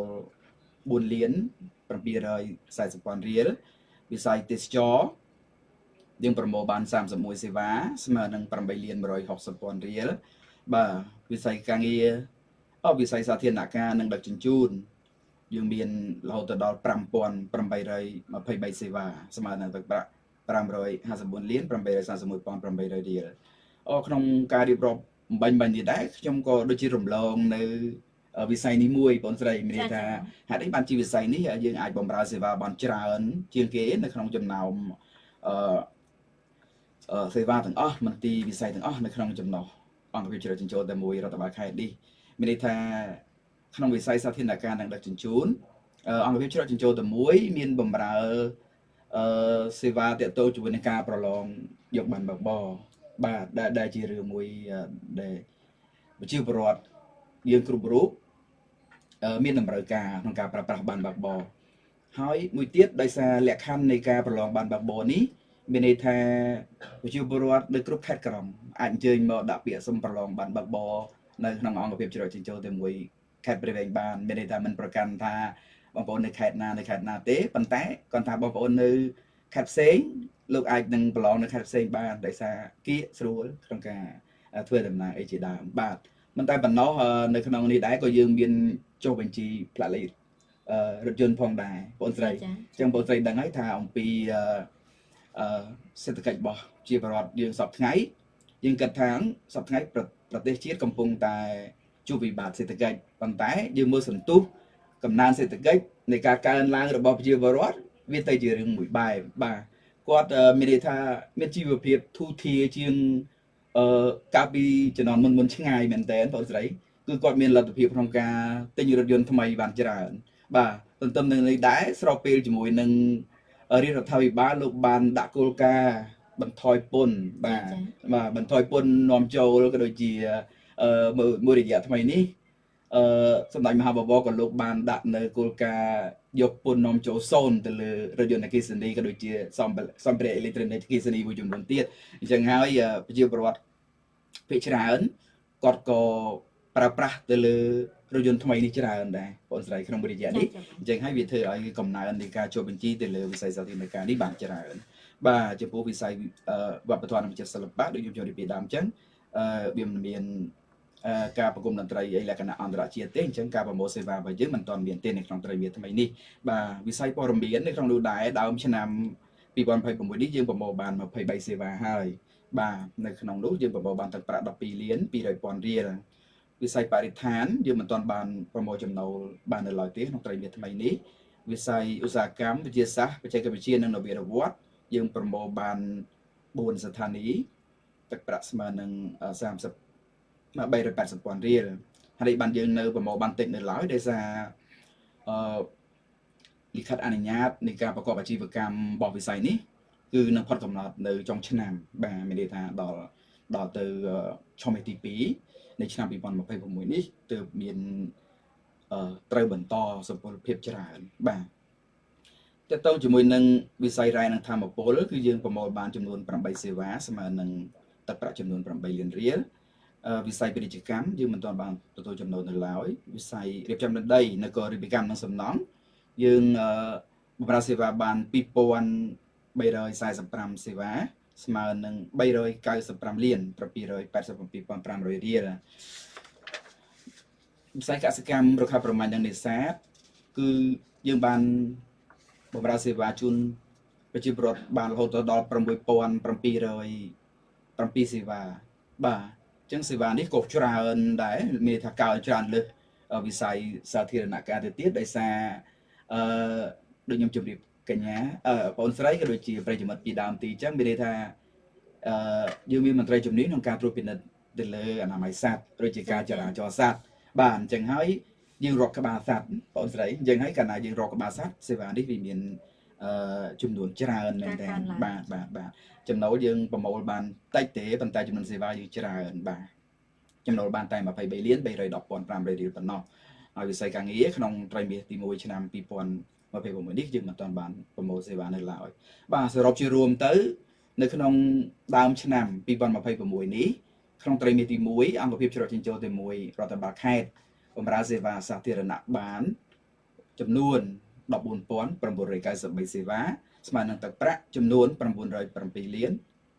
925,800រៀលបាទសូមអរគុណចាអរគុណច្រើនបងចាពាក់ព័ន្ធទៅនឹងចាចម្លើយដែលបងប្រុសបានធ្វើការឆ្លើយបានយ៉ាងល្អចាពីចំណុចមួយហើយច្បាស់ហើយពាក់ព័ន្ធទៅនឹងតម្លៃសេវាផ្សេងចាក៏ដូចជាខាងមន្ទីរអង្គភាពផ្សេងបានធ្វើការផ្ដល់សេវាទៅកាន់ជូនខាងបងផងដែរក្នុងនោះផងដែរចាអញ្ចឹងចាបងប្រុសបានជម្រាបជូនបញ្ជាក់ហើយចាពាក់ព័ន្ធទៅនឹងប្រាក់ចំណូលខុសពីចំនួនតួលេខនេះគឺជាចំណុចមួយដ៏សំខាន់ចាអញ្ចឹងពេលខ្លះចាបងប្រុសបានជម្រាបជូនមុននេះហើយគឺថាប្រាក់ចំណូលគឺផ្សេងចំនួនគឺខុសចំនួនគឺកើនឡើងចំនួនសេវាចាចំនួនសេវាកើនឡើងចាអញ្ចឹងទឹកប្រាក់តែត្រឹមតែប៉ុណ្ណេះទេដល់ពេលចំនួនសេវាចាខុសគ្នាឆ្ងាយបាទដោយសារអីបងស្រីដោយសារតម្លៃសេវានៃប្រភេទសេវានីមួយៗនេះគឺផ្សេងគ្នាទាំងអស់បាទខ្ញុំឧទាហរណ៍ដូចជាតម្លៃនៃការត្រួតពិនិត្យអនាម័យសត្វនិងចំពោះសត្វជ្រូកមួយក្បាលចុះគឺត្រូវបង់សេវាតែ1000រៀលទេបាទ1500រៀលទេសំទោសបាទ1500រៀលទេសម្រាប់ជ្រូកមួយក្បាលដែលបងប្អូនអាជីវករពិឃាតឬក៏គេហៅថាធ្វើលក់នៅលើទីផ្សារបាទដូចជាគោក្របីអីចឹងទៅមួយក្បាលយើងបង់តែ2000រៀលទេចំពោះកម្រៃសេវាដែលត្រូវបង់ចូលអង្គភាពច្រកចិញ្ចោទី1រដ្ឋបាលខេត្តខុសគ្នាទៀតណាបាទវាខុសគ្នាអញ្ចឹងពីប្រភេទសេវាមួយទៅប្រភេទសេវាមួយវាមានកម្រៃនៃសេវាហ្នឹងផ្សេងគ្នារយៈពេលក៏វាផ្សេងគ្នាដែរបាទប៉ុន្តែតកតងជាមួយនឹងតារាងកម្រៃសេវាក៏ដូចជារយៈពេលគឺអង្គភាពច្រកចិញ្ចោទី1បានរៀបចំជាក្តារខៀនព័ត៌មានមួយសម្រាប់បញ្ជាក់អំពីតារាងតម្លៃសេវានេះដោយបងប្អូនបានទស្សនានៅក្នុងវីដេអូពីក្បាលវគ្គដើមទីអញ្ចឹងនៅក្នុងបរិវេណអង្គភាពច្រកចិញ្ចោទី1នៅក្នុងរដ្ឋបាលសាលាខេត្តព្រៃវែងក៏មានដាក់តាំងនៅបញ្ជីសេវានេះដែរអញ្ចឹងបងប្អូនអាចអញ្ជើញមើលផ្ទាល់នៅទីនោះក៏បានបាទឬក៏អាចអញ្ជើញមើលទៅតាមប្រព័ន្ធមានប្រព័ន្ធគេហៅថាអេឡិចត្រូនិកបាទមានន័យថាក្នុងនោះដែរអង្គភាពច្រកចិញ្ចោទី1ក៏មាន app សម្រាប់ពុកម៉ែបងប្អូនចូលប្រើប្រាស់ផងដែរឃើញបងស្រីមានន័យថាប្រជាពលរដ្ឋភាគច្រើនអត់ដឹងមានន័យថាអង្គភាពច្រក មិនតបានផ្សព្វផ្សាយឲ្យទូលំទូលាយទៅកាន់ពុកម៉ែបងប្អូនប្រជាពលរដ្ឋនៅឡើយបាទអញ្ចឹងហើយឱកាសនេះគឺពិតជាពិសេសវិសាលមែនទែនពិតជាល្អមែនទែនសម្រាប់អង្គភាពផ្ដល់សេវាដូចជាខ្ញុំបាទផ្ទាល់គឺពិតជាអរគុណដល់អាដាមស៊ុនសមាលិនអភិបាលនៃគណៈអភិបាលខេត្តព្រៃវែងដែលលោកបានអនុញ្ញាតឲ្យមន្ទីរព័ត៌មានខេត្តរៀបចំនៅកម្មវិធីសន្ទនាមតិនេះឡើងក្នុងគោលបំណងគឺបានផ្សព្វផ្សាយឲ្យទូលំទូលាយអំពីលទ្ធផលសម្រាប់បានរបស់រដ្ឋបាលខេត្តទាំងមូលក៏ដូចជាការបម្រើសេវាសាធារណៈផ្សេងៗទៅកាន់ពុកម៉ែបងប្អូនប្រជាពលរដ្ឋឲ្យបានដឹងបាទអញ្ចឹងតាក់ទងជាមួយនឹងកម្មវិធីឬក៏ app តាក់ទងនឹងច្រកជាចូលតែមួយនោះដែរគឺពុកម៉ែបងប្អូនអាចចូលទៅ search នៅក្នុងគេហៅ App Store ឬក៏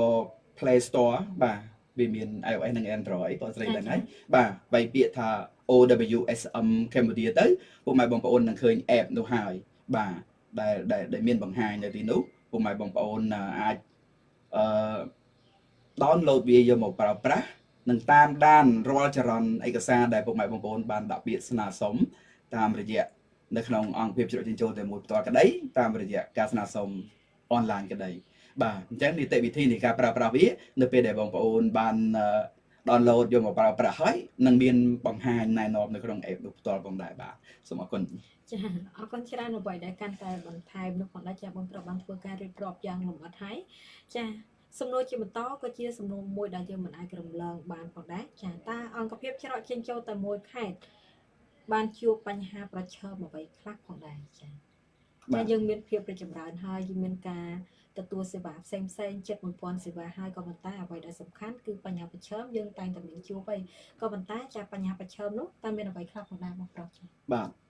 អរគុណបងស្រីសំណួរនេះពិតជាល្អមែនទែនតកតងជាមួយនឹងអង្គភាពផ្ដល់សេវាដូចជាខ្ញុំផ្ទាល់ជាការពិតនៅពេលដែលការបម្រើសេវានៅក្នុងអង្គភាពមួយមានច្រើនមុខសេវាវាតែងតែជួបជាមួយនឹងផលលំបាកក៏ដូចជាបញ្ហាមួយចំនួនវាមិនអាចជៀសរួចបាទអញ្ចឹងតកតងជាមួយនឹងការបម្រើសេវាជូនប្រជាពលរដ្ឋដូចខ្ញុំបានជម្រាបជូនពុកម៉ែបងប្អូនពីដើមទីអញ្ចឹងវាតែងតែមានការយឺតយ៉ាវបន្តិចបន្តួចនៅក្នុងអំឡុងពេលដែលអង្គភាពទទួលបានសេវាច្រើនក្នុងមួយថ្ងៃបាទអញ្ចឹងហើយការបម្រើសេវានេះគឺវាមិនបានដូចថាលឿនតាន់ចិត្តរបស់ពុកម៉ែបងប្អូនទេដោយសារពុកម៉ែបងប្អូនមួយចំនួនបងស្រីដឹងស្រាប់ហើយនៅពេលដែលគាត់អញ្ជើញមកស្នើសុំសេវាភ្លាមគាត់ចង់បានភ្លាមតែម្ដងមិនថាបងស្រីឬក៏ខ្ញុំទេមិនអញ្ចឹងនៅពេលដែលយើងទៅស្នើសុំសេវាអីមួយគឺតែងតែចង់បាននៅលទ្ធផលភ្លាមតែម្ដងបាទដើម្បីយកទៅប្រើប្រាស់បាទជាការតម្រូវការផ្ទាល់ខ្លួនរបស់យើងនេះឯងអញ្ចឹងខ្ញុំក៏សូមខន្តីអភ័យទោសសូមអធិស្ឋានទៅដល់បងប្អូនមួយចំនួនដែលមួយចំនួនតូចទេបាទវាមិនយឺតច្រើនទេមានន័យថាដូចខ្ញុំជម្រាបចឹងក្នុងមួយត្រីមានហ្នឹងយើងបម្រើសេវាបានរហូតដល់ 14,993 សេវាអញ្ចឹងសេវាដែលយឺតយ៉ាវនោះគឺមានតិចបំផុតសេវាដែលយើងបានសម្រេចគោលដៅបានសម្រេចលទ្ធផលជូនប្រជាពលរដ្ឋនោះវាមានចំនួនច្រើនបាទអញ្ចឹងបញ្ហាប្រឈមនោះគឺវាមានការយឺតយ៉ាវតិចតួចមួយទៀតផងដែរតកតងជាមួយនឹងបញ្ហាប្រឈមដែលអង្គភាពជ្រកចិញ្ចោតែមួយបានជួបប្រទះគឺតកតងជាមួយនឹងការផ្សព្វផ្សាយរបស់អង្គភាពជ្រកចិញ្ចោតែមួយតាមរយៈFacebook page ក៏ដូចជាតាមរយៈការចុះទៅជំរុញផ្សព្វផ្សាយផ្ទាល់ពីសំណាក់មន្ត្រីជំនាញវិស័យផ្នែកជួរក្រោយទៅដល់ទីតាំងអាជីវកម្មទៅដល់ទីកន្លែងប្រកបមុខរបររបស់ប្រជាពលរដ្ឋប៉ុន្តែពុកម៉ែបងប្អូនប្រជាពលរដ្ឋដែលជាម្ចាស់ទីតាំងម្ចាស់អាជីវកម្មមួយចំនួនបាទគឺគាត់នៅតែមិនអញ្ជើញមកទទួលឬក៏បំពេញពាក្យស្នើសុំសេវានៅក្នុងអង្គភាពច្រកចិញ្ចោតែមួយនេះឲ្យបានគ្រប់ 100% នៅឡើយទេនេះវាជាបញ្ហាប្រឈមធំមួយដែលអង្គភាពច្រកចិញ្ចោតែមួយបានជួបប្រទះផងដែរបងស្រីចាអរគុណច្រើនបងប្រុសបានធ្វើការជម្រាបជូនយ៉ាងលម្អិតផងដែរចាពាក់ព័ន្ធទៅនឹងការស្នើសុំបន្តសុពលភាពអាជីវកម្មរបស់បងប្អូនប្រជាពលរដ្ឋនោះគឺពិតជាមានសារៈសំខាន់ណាស់ចាអញ្ចឹងការរកស៊ីការជួញដូរក៏ដូចជាការបើក ចាអាជីវកម្មផ្សេងគឺយើងត្រូវការប្រើប្រាស់ច្បាប់ជាធំចាអញ្ចឹងចាដូចបងប្រាប់បានជម្រាបជូនតាំងពីដើមវគ្គហើយចាខ្ញុំបើកនៅផ្ទះខ្ញុំសោះហេតុអីបានជាត្រូវបង់សេវាហេតុអីបានជាត្រូវបន្តសុពលភាពគឺយើងត្រូវធ្វើតាមបែបបទចាការងារក៏ដូចជាសំខាន់គឺច្បាប់តែម្ដងចាដើម្បីយើងទទួលដឹងថាចាការងាររបស់គាត់ហ្នឹងអាជីវកម្មរបស់គាត់ហ្នឹងស្របច្បាប់ហើយត្រឹមត្រូវទៀតចាអញ្ចឹងគឺមិនមានការហានិភ័យអ្វីទៅថ្ងៃក្រោយនោះទេចាអញ្ចឹងគឺនេះគឺជាការចូលរួមទាំងអស់គ្នាចារវាងបងប្អូនអាជីវករធ្វើយ៉ាងណាចាដើម្បីយើងធ្វើការងារស្របច្បាប់អញ្ចឹងគឺត្រូវតែធ្វើការស្នើសុំបន្តសុពលភាពហើយគឺជារឿងមួយដែលសំខាន់ផងដែរណាចាអរគុណច្រើនចាអរគុណច្រើននៅក្នុងវគ្គទី2នេះខ្ញុំក៏សូមឲ្យបិទបញ្ចប់សំណួរចម្លើយតែប៉ុណ្ណេះហើយយើងនឹងជួបគ្នាជាបន្តនៅក្នុងវគ្គទី3ចាអញ្ចឹងបងប្អូនប្រជាពលរដ្ឋក៏ដូចជាបងប្អូនប្រិយមិត្តដែលមានបំណងចង់ធ្វើការខលចូលរួមដើម្បីលើកជាសំណួរសំណុំពរបញ្ហាប្រចាំផ្សេងៗពាក់ព័ន្ធទៅនឹងអង្គភាពច្រកចេញចូលទៅមួយខេត្តព្រៃវែងអាចធ្វើការខលចូលរួមមកបានសម្រាប់លេខទូរស័ព្ទគឺ067 585 900និង070 568 569ខណៈពេលនេះសូមអនុញ្ញាតសម្រាប់បន្តិចសិនសូមនាំអារម្មណ៍បងប្អូនប្រិយមិត្តទៅទទួលរីករាយសម្រាប់នៅបទចម្រៀងមួយបទសិនហើយយើងជួបគ្នាជាបន្តនៅក្នុងវគ្គទី3ដែលជាវគ្គបញ្ចប់នៃកម្មវិធីផងដែរចាសសូមអរគុណ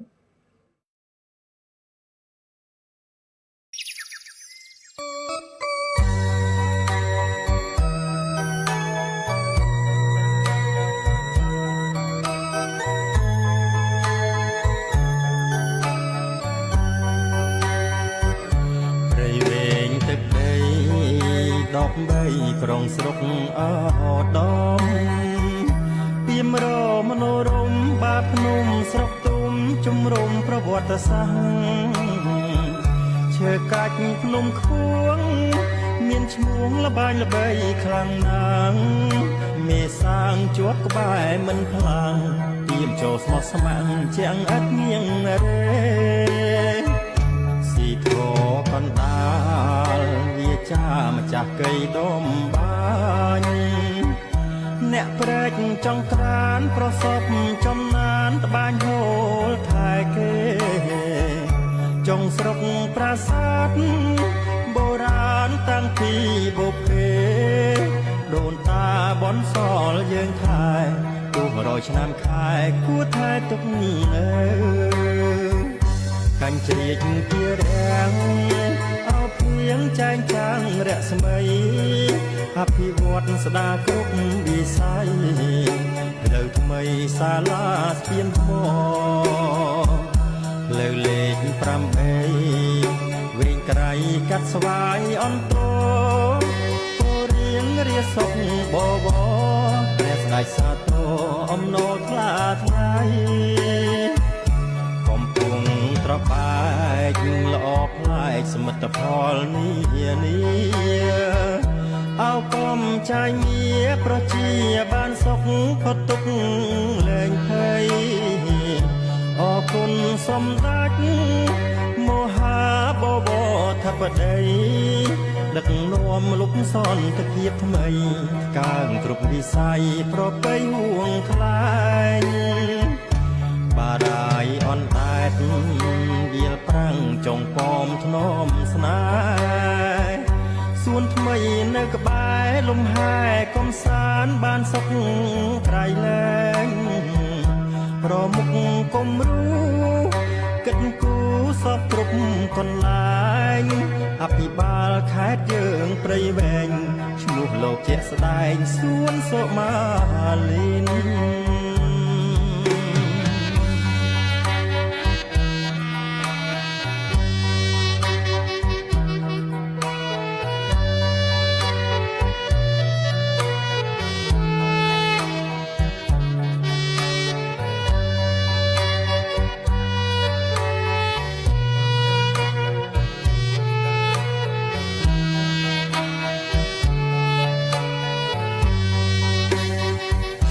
កាញ់ជ្រៀកជារាំងអោភៀងចែងចាំងរស្មីអភិវឌ្ឍស្ដារគ្រប់វិស័យផ្លូវថ្មីសាលាស្ពានថ្មផ្លូវលេខ8វែងក្រៃកាត់ស្វាយអន្តរអូរៀងរាសុកបបព្រះស្ដេចសាទរអំណរថ្លាថ្លៃ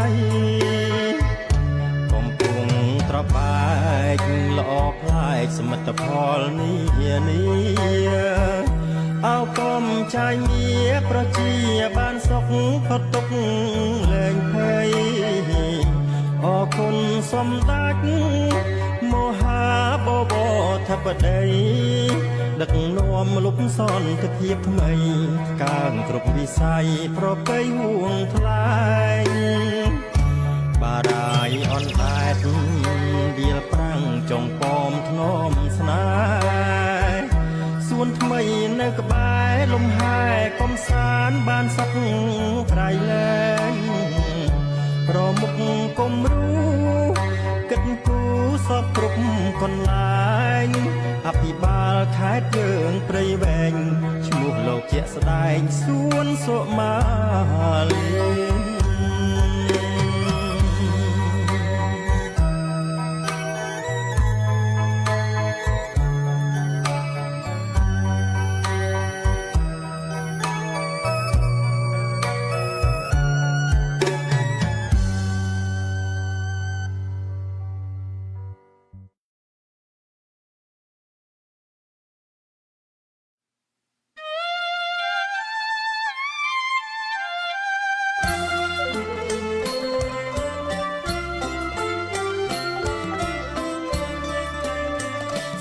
កដាលគុលមង្គ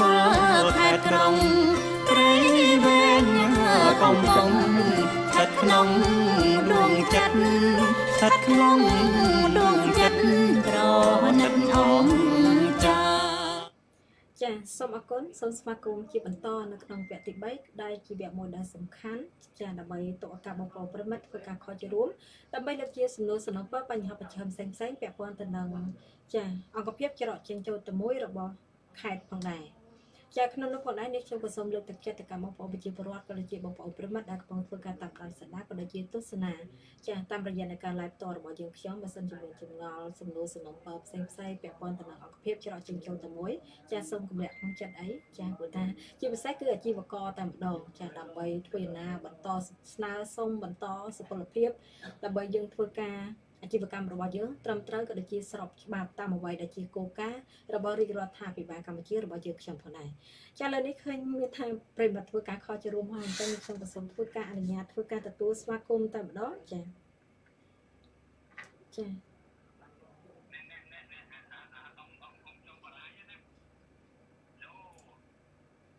ចាហៅឡូជំរាបសួរ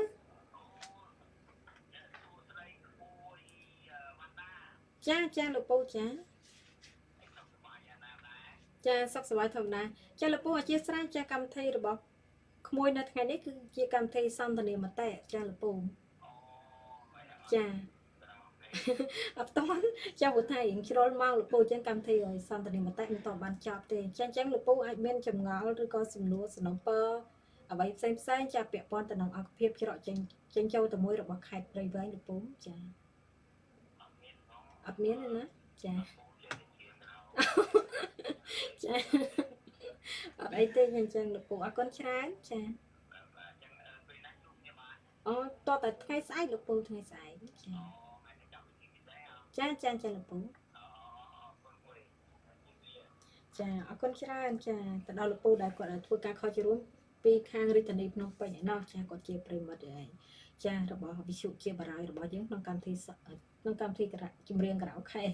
ចាអរគុណក៏សូមការអធិស្ឋានផងដែរចាអញ្ចឹងនេះខ្ញុំក៏សូមទុកពេលវេលាសម្រាប់1នាទីបន្ថែមដើម្បីទុកឱកាសបងប្អូនប្រិមិត្តធ្វើការខលជារួមតែបើសិនជាមិនមានប្រិមិត្តធ្វើការខលជារួមទេនេះខ្ញុំនឹងមានសំណួរបញ្ចប់ដើម្បីធ្វើការជម្រាបសួរទៅកាន់ចាបងប្រុសដែលជាវាគ្មិនបន្តតែម្ដង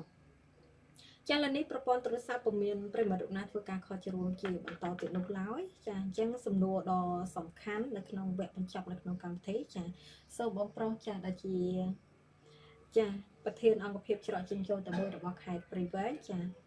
សូមជម្រាបជូនចាអំពីអង្គភាពច្រកចេញចូលទៅមួយរបស់ខេត្តមានសំណុំពរអ្វីខ្លះទៅកាន់បងប្អូនប្រជាពលរដ្ឋដើម្បីធ្វើយ៉ាងណាដើម្បីឲ្យការស្នើសុំបន្តសុពលភាពអាជីវកម្មរបស់បងប្អូនប្រិមត្តដំណើរការចាស៊ីជម្រៅគ្នាទៅវិញទៅមកចារបស់រដ្ឋបាលខេត្តក៏ដូចជាអាជីវកម្មរបស់បងប្អូនដែលជាអាជីវករផងដែរចាបងបាទជាចុងក្រោយនេះខ្ញុំបាទសូមគោរពសាជាថ្មីទៅកាន់ពុកម៉ែបងប្អូនប្រជាពលរដ្ឋក៏ដូចជាប្រិយមិត្តនៃវិទ្យុ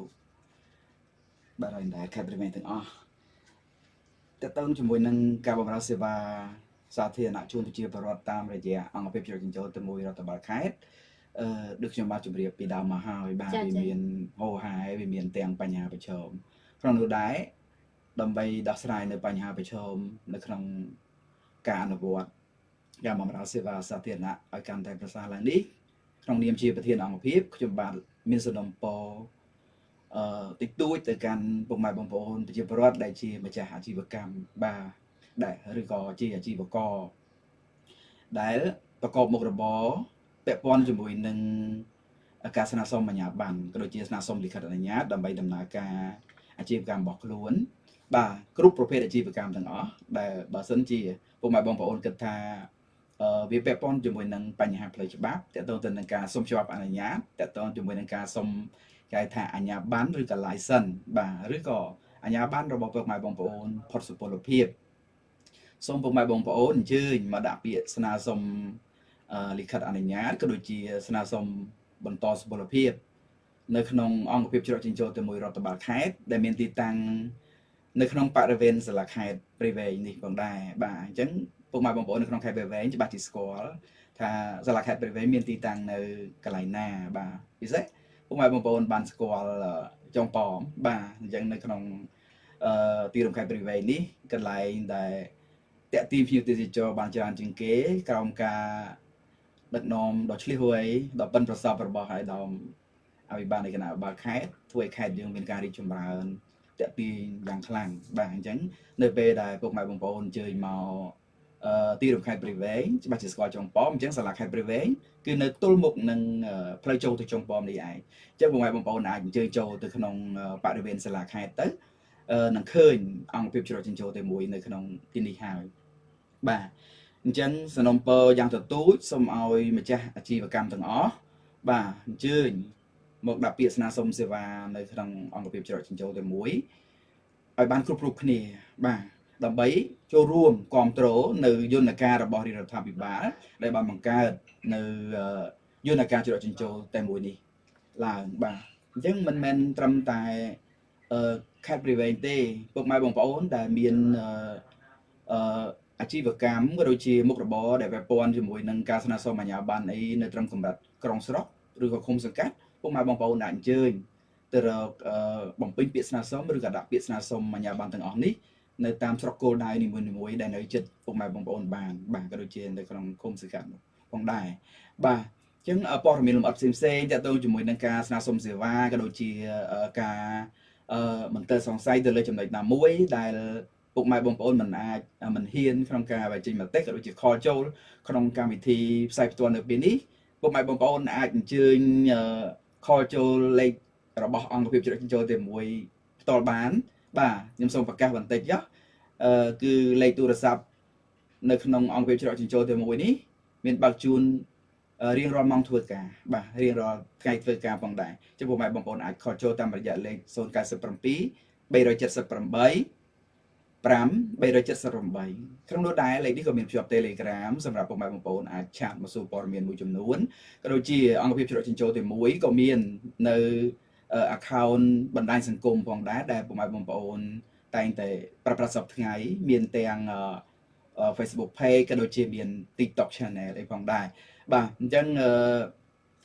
ពុកម៉ែបងប្អូនដែលមានចម្ងល់សូមអញ្ជើញទំនាក់ទំនងតាមអ្វីដែលខ្ញុំបានជម្រាបជូនខាងលើបាទអញ្ចឹងខ្ញុំមានសំណពរតែប៉ុណ្នេះទេបងស្រីចាអរគុណច្រើនបងម្ចាស់ក្នុងនោះផងដែរក្នុងការសំណពរចាទៅការចាបងប្រុសបានស្នើទទូចឲ្យសូមបងប្អូនជាពលរដ្ឋទាំងអស់ទូទាំងខេត្តព្រៃវែងដែលជាម្ចាស់អាជីវកម្មនិងសេវាកម្មទាំងអស់អញ្ជើញមកដាក់ពាក្យស្នើសុំអាជ្ញាប័ណ្ណដំណើរការអាជីវកម្មផងដែរឬក៏បន្តសុពលភាពអាជ្ញាប័ណ្ណដំណើរការអាជីវកម្មដោយផុតសុពលភាពផងដែរចាក្នុងនោះគឺមានបងប្អូនប្រិមត្តក៏បានធ្វើការ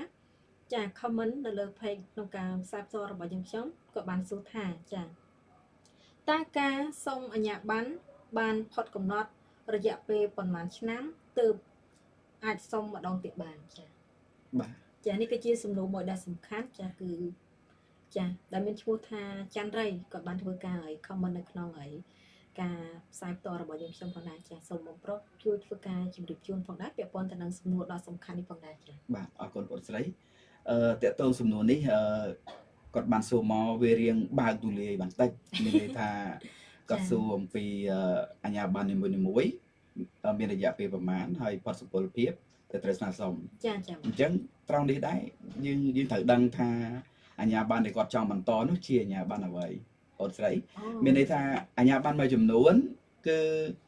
ជាគោលការណ៍អង្គភាពច្រកចិញ្ចោលតែមួយមានន័យថាអនុវត្តទៅតាមគោលការណ៍របស់ក្រសួងដែលបានដាក់មកអញ្ចឹងជាមួយនឹងក្រសួងពាក់ព័ន្ធផងដែរគេមានកំណត់ពេលវេលាច្បាស់លាស់ទៅលើអាជ្ញាប័ណ្ណនីមួយៗអញ្ចឹងខ្ញុំឧទាហរណ៍ដូចជាអាជ្ញាប័ណ្ណតាក់ទងជាមួយនឹងតែសំណាក់ខ្ញុំឧទាហរណ៍អញ្ចឹងចាបាទឬក៏អាជ្ញាប័ណ្ណតាក់ទងជាមួយនឹងការ៉ាសជួសជុលឡានអញ្ចឹងវាមានលក្ខណៈខុសគ្នាពីហ្នឹងផ្ទះសំណាក់យើងផ្ដល់លិខិតអនុញ្ញាតជូនគាត់ដែលជាអាជ្ញាប័ណ្ណហ្នឹងរយៈពេល1ឆ្នាំម្ដង ចា បាទចំណែកឯតាមយានដ្ឋានជួសជុលកែច្នៃដំឡើងរថយន្តនេះហ្នឹងគឺយើងផ្ដល់អាជ្ញាប័ណ្ណឲ្យគាត់បានរហូតដល់2ឆ្នាំម្ដងអញ្ចឹងវាជាប្រភេទអាជ្ញាប័ណ្ណពីរផ្សេងគ្នាសុពលភាពរបស់វាផ្សេងគ្នានៅក្នុងនោះដែរបើសិនជាបងប្រុសចន្ទរៃមានអាជ្ញាប័ណ្ណនៅក្នុងដៃបងអាចអញ្ជើញមើលនៅខាងផ្នែកខាងក្រោមដែល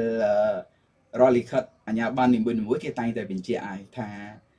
អាជ្ញាប័ណ្ណនេះនឹងផុតសុពលភាពនៅថ្ងៃណាបាទវាមានរយៈពេលប្រមាណអញ្ចឹងនៅពេលដែលគាត់មើលអាហ្នឹងទៅគាត់ដឹងហើយថាអាជ្ញាប័ណ្ណរបស់គាត់គឺត្រូវបន្តនៅពេលណាក្នុងនោះដែរអង្គភាពច្រកបើសិនជាអាជ្ញាប័ណ្ណដែលចេញដោយអង្គភាពច្រកជាចូលទៅមួយរដ្ឋបាលខេត្តគឺមានបញ្ជាក់ខ្លឹមសារនៅពីក្រោមផងដែរថាម្ចាស់អាជីវកម្មឬសេវាកម្មទាំងអស់ត្រូវតែមកបន្តអាជ្ញាប័ណ្ណរបស់ខ្លួនដែលជិតផុតសុពលភាពហ្នឹងរយៈពេល3ខែមុនផុតសុពលភាពអញ្ចឹងក្នុងនោះក៏មានបញ្ជាក់ច្បាស់ផងដែរបងស្រីបាទសូមអរគុណ ចាអរគុណចាចម្លើយឆ្លើយដល់ល្អឥតខ្ចោះចាទៅកម្មម្ចាស់សំណួរសង្ឃឹមថាម្ចាស់សំណួរនឹងពេញចិត្តក៏ដូចជាមិនត្រឹមតែម្ចាស់សំណួរទេគឺយើងធ្វើការឆ្លើយនេះគឺជារួមតែម្ដងទូទៅចាដើម្បីផ្ដល់ជាចម្លើយដ៏ល្អចាទៅកាន់បងប្អូនដែលជាម្ចាស់អាជីវកម្មដែលគាត់ឲ្យចង់បន្តស្នើសុំបន្តសុពលភាពក្នុងចាអញ្ចឹងគឺការស្នើសុំសុពលភាពហ្នឹងគឺខុសគ្នាអញ្ចឹងអាស្រ័យទៅលើប្រភេទចាប្រភេទការស្នើសុំផងដែរចាអញ្ចឹងគឺខុសដាច់តែម្ដងចាគឺយើងមានកម្រិតផ្សេងពីគ្នាយ៉ាងទាបបំផុតគឺត្រឹមមុនរយៈពេល3ខែមុននឹងផុតកំណត់ចាអញ្ចឹងសង្ឃឹមថាបងប្អូនដែលជាចាម្ចាស់អាជីវកម្មផ្សេងចាំបើចង់ធ្វើការស្នើសុំបន្តសុពលភាពអាជីវកម្មរបស់ខ្លួនសូមរួសរាន់ឡើងចាកុំឲ្យមានការយឺតយ៉ាវចានៅពេលដែលយើងធ្វើការស្នើសុំមានការយឺតយ៉ាវនោះយើងកាន់តែយូរទៀតហើយចាអញ្ចឹងមានគោលការណ៍ពីរដ្ឋាភិបាលផងដែរចំពោះសេវាមួយចំនួនបងស្រីចាគឺការពិន័យនេះគឺពិតជាសំខាន់ចាអញ្ចឹងគឺចាបងប្អូនដែលជាម្ចាស់អាជីវកម្មក៏មិនចង់បានពាក្យថាពិន័យឬក៏ផ្អាកអាជីវកម្មឯងក៏ប៉ុន្តែទោះបីជាយ៉ាងណានេះគឺជាច្បាប់មួយដែលយើងបានចែងផងដែរអញ្ចឹងដើម្បីកុំឲ្យមានការបិទអាជីវកម្មយើងត្រូវតែចូលរួមសហការទាំងអស់គ្នាជាមួយនឹងអង្គភាពច្រកចេញចូលទៅមួយធ្វើយ៉ាងណាដើម្បីឲ្យចាខេត្តព្រៃវែងរបស់យើងដំណើរការកាន់តែមានភាពរីកចម្រើនបន្តទៀតផងដែរចាអរគុណច្រើនចានេះខ្ញុំតាំងនាមឲ្យក្រុមវិទ្យុជាតិបារាយណ៍ដែរ SM 97ជិះ30 MHz ដែលកំពុងធ្វើការសាកផ្ទាល់នេះក៏សូមថ្លែងអរគុណចំពោះបងប្រុសចាដែលជាប្រធានអង្គភាពច្រកចេញចូលទៅមួយរបស់ខេត្តព្រៃវែងដែលបានឲ្យផ្ដល់ជាកិត្តិយសធ្វើកិច្ចសម្ភាសនៅក្នុងកម្មវិធីរបស់យើងខ្ញុំផងដែរគ្រប់ជើងពើបងប្រុសជួបតែសំណាងល្អចាក្នុងនោះផងដែរក៏សូមចាំមុននឹងបញ្ចប់ក៏សូមអរគុណការអភិទោសពីសំណាក់សម្ដេចត្រង់ឯកឧត្តមលោកជំទាវលោកស្រីអ្នកនាងកញ្ញាដែលកំពុងធ្វើការតាមដានស្ដាប់ក៏ដូចជាទស្សនាតាមរយៈនៃការ live ផ្ទាល់របស់យើងខ្ញុំតាំងពីដើមរហូតដល់ចុងបញ្ចប់នៃកម្មវិធីផងដែរចាមួយវិញទៀតសូមចូលរួមគោរពច្បាប់ចរាចរណ៍ព្រោះថាគ្រោះថ្នាក់ចរាចរណ៍គឺជាបញ្ហាចម្បងដែលកើតមានឡើងចឹងដើម្បីចូលរួមដើម្បីបញ្ចប់និងបញ្ឈប់នៃគ្រោះថ្នាក់ចរាចរណ៍មានតែយើងទាំងអស់គ្នាចូលរួមគោរពច្បាប់ចរាចរណ៍ទាំងអស់គ្នាបើកបរសូមកុំលើសមិនកំណត់មុនធ្វើការវាយចែងសូមគិតពីទីទួលសុវត្ថិភាពរកការធ្វើដំណើរដោយម៉ូតូសូមពាក់មួកសុវត្ថិភាពជាពិសេសរកការធ្វើដំណើរដោយរថយន្តសូមកុំភ្លេចកប់ខ្សែក្រវ៉ាត់សុវត្ថិភាពគ្រប់ពេលវេលាគ្រប់ទីកន្លែងក៏ដែរសូមនិយាយពាក្យថាទេចំពោះគ្រឿងញៀនសូមចូលរួមលោកបំបត្តិព័ត៌មានខ្លាំងៗទទួលផ្សព្វផ្សាយព័ត៌មានណាដែលមានប្រភពច្បាស់លាស់និងត្រឹមត្រូវក៏ដែរចាកម្មវិធីរបស់យើងខ្ញុំនឹងជួបគ្នាជាបន្តនៅវេលាថ្ងៃស្អែកជាបន្តទៀតគណៈពេលនេះវត្តមាននឹងខ្ញុំបណ្ដារួមជាមួយនឹងលោកវិក្កាមិនសូមអរគុណនិងសូមគោរពលា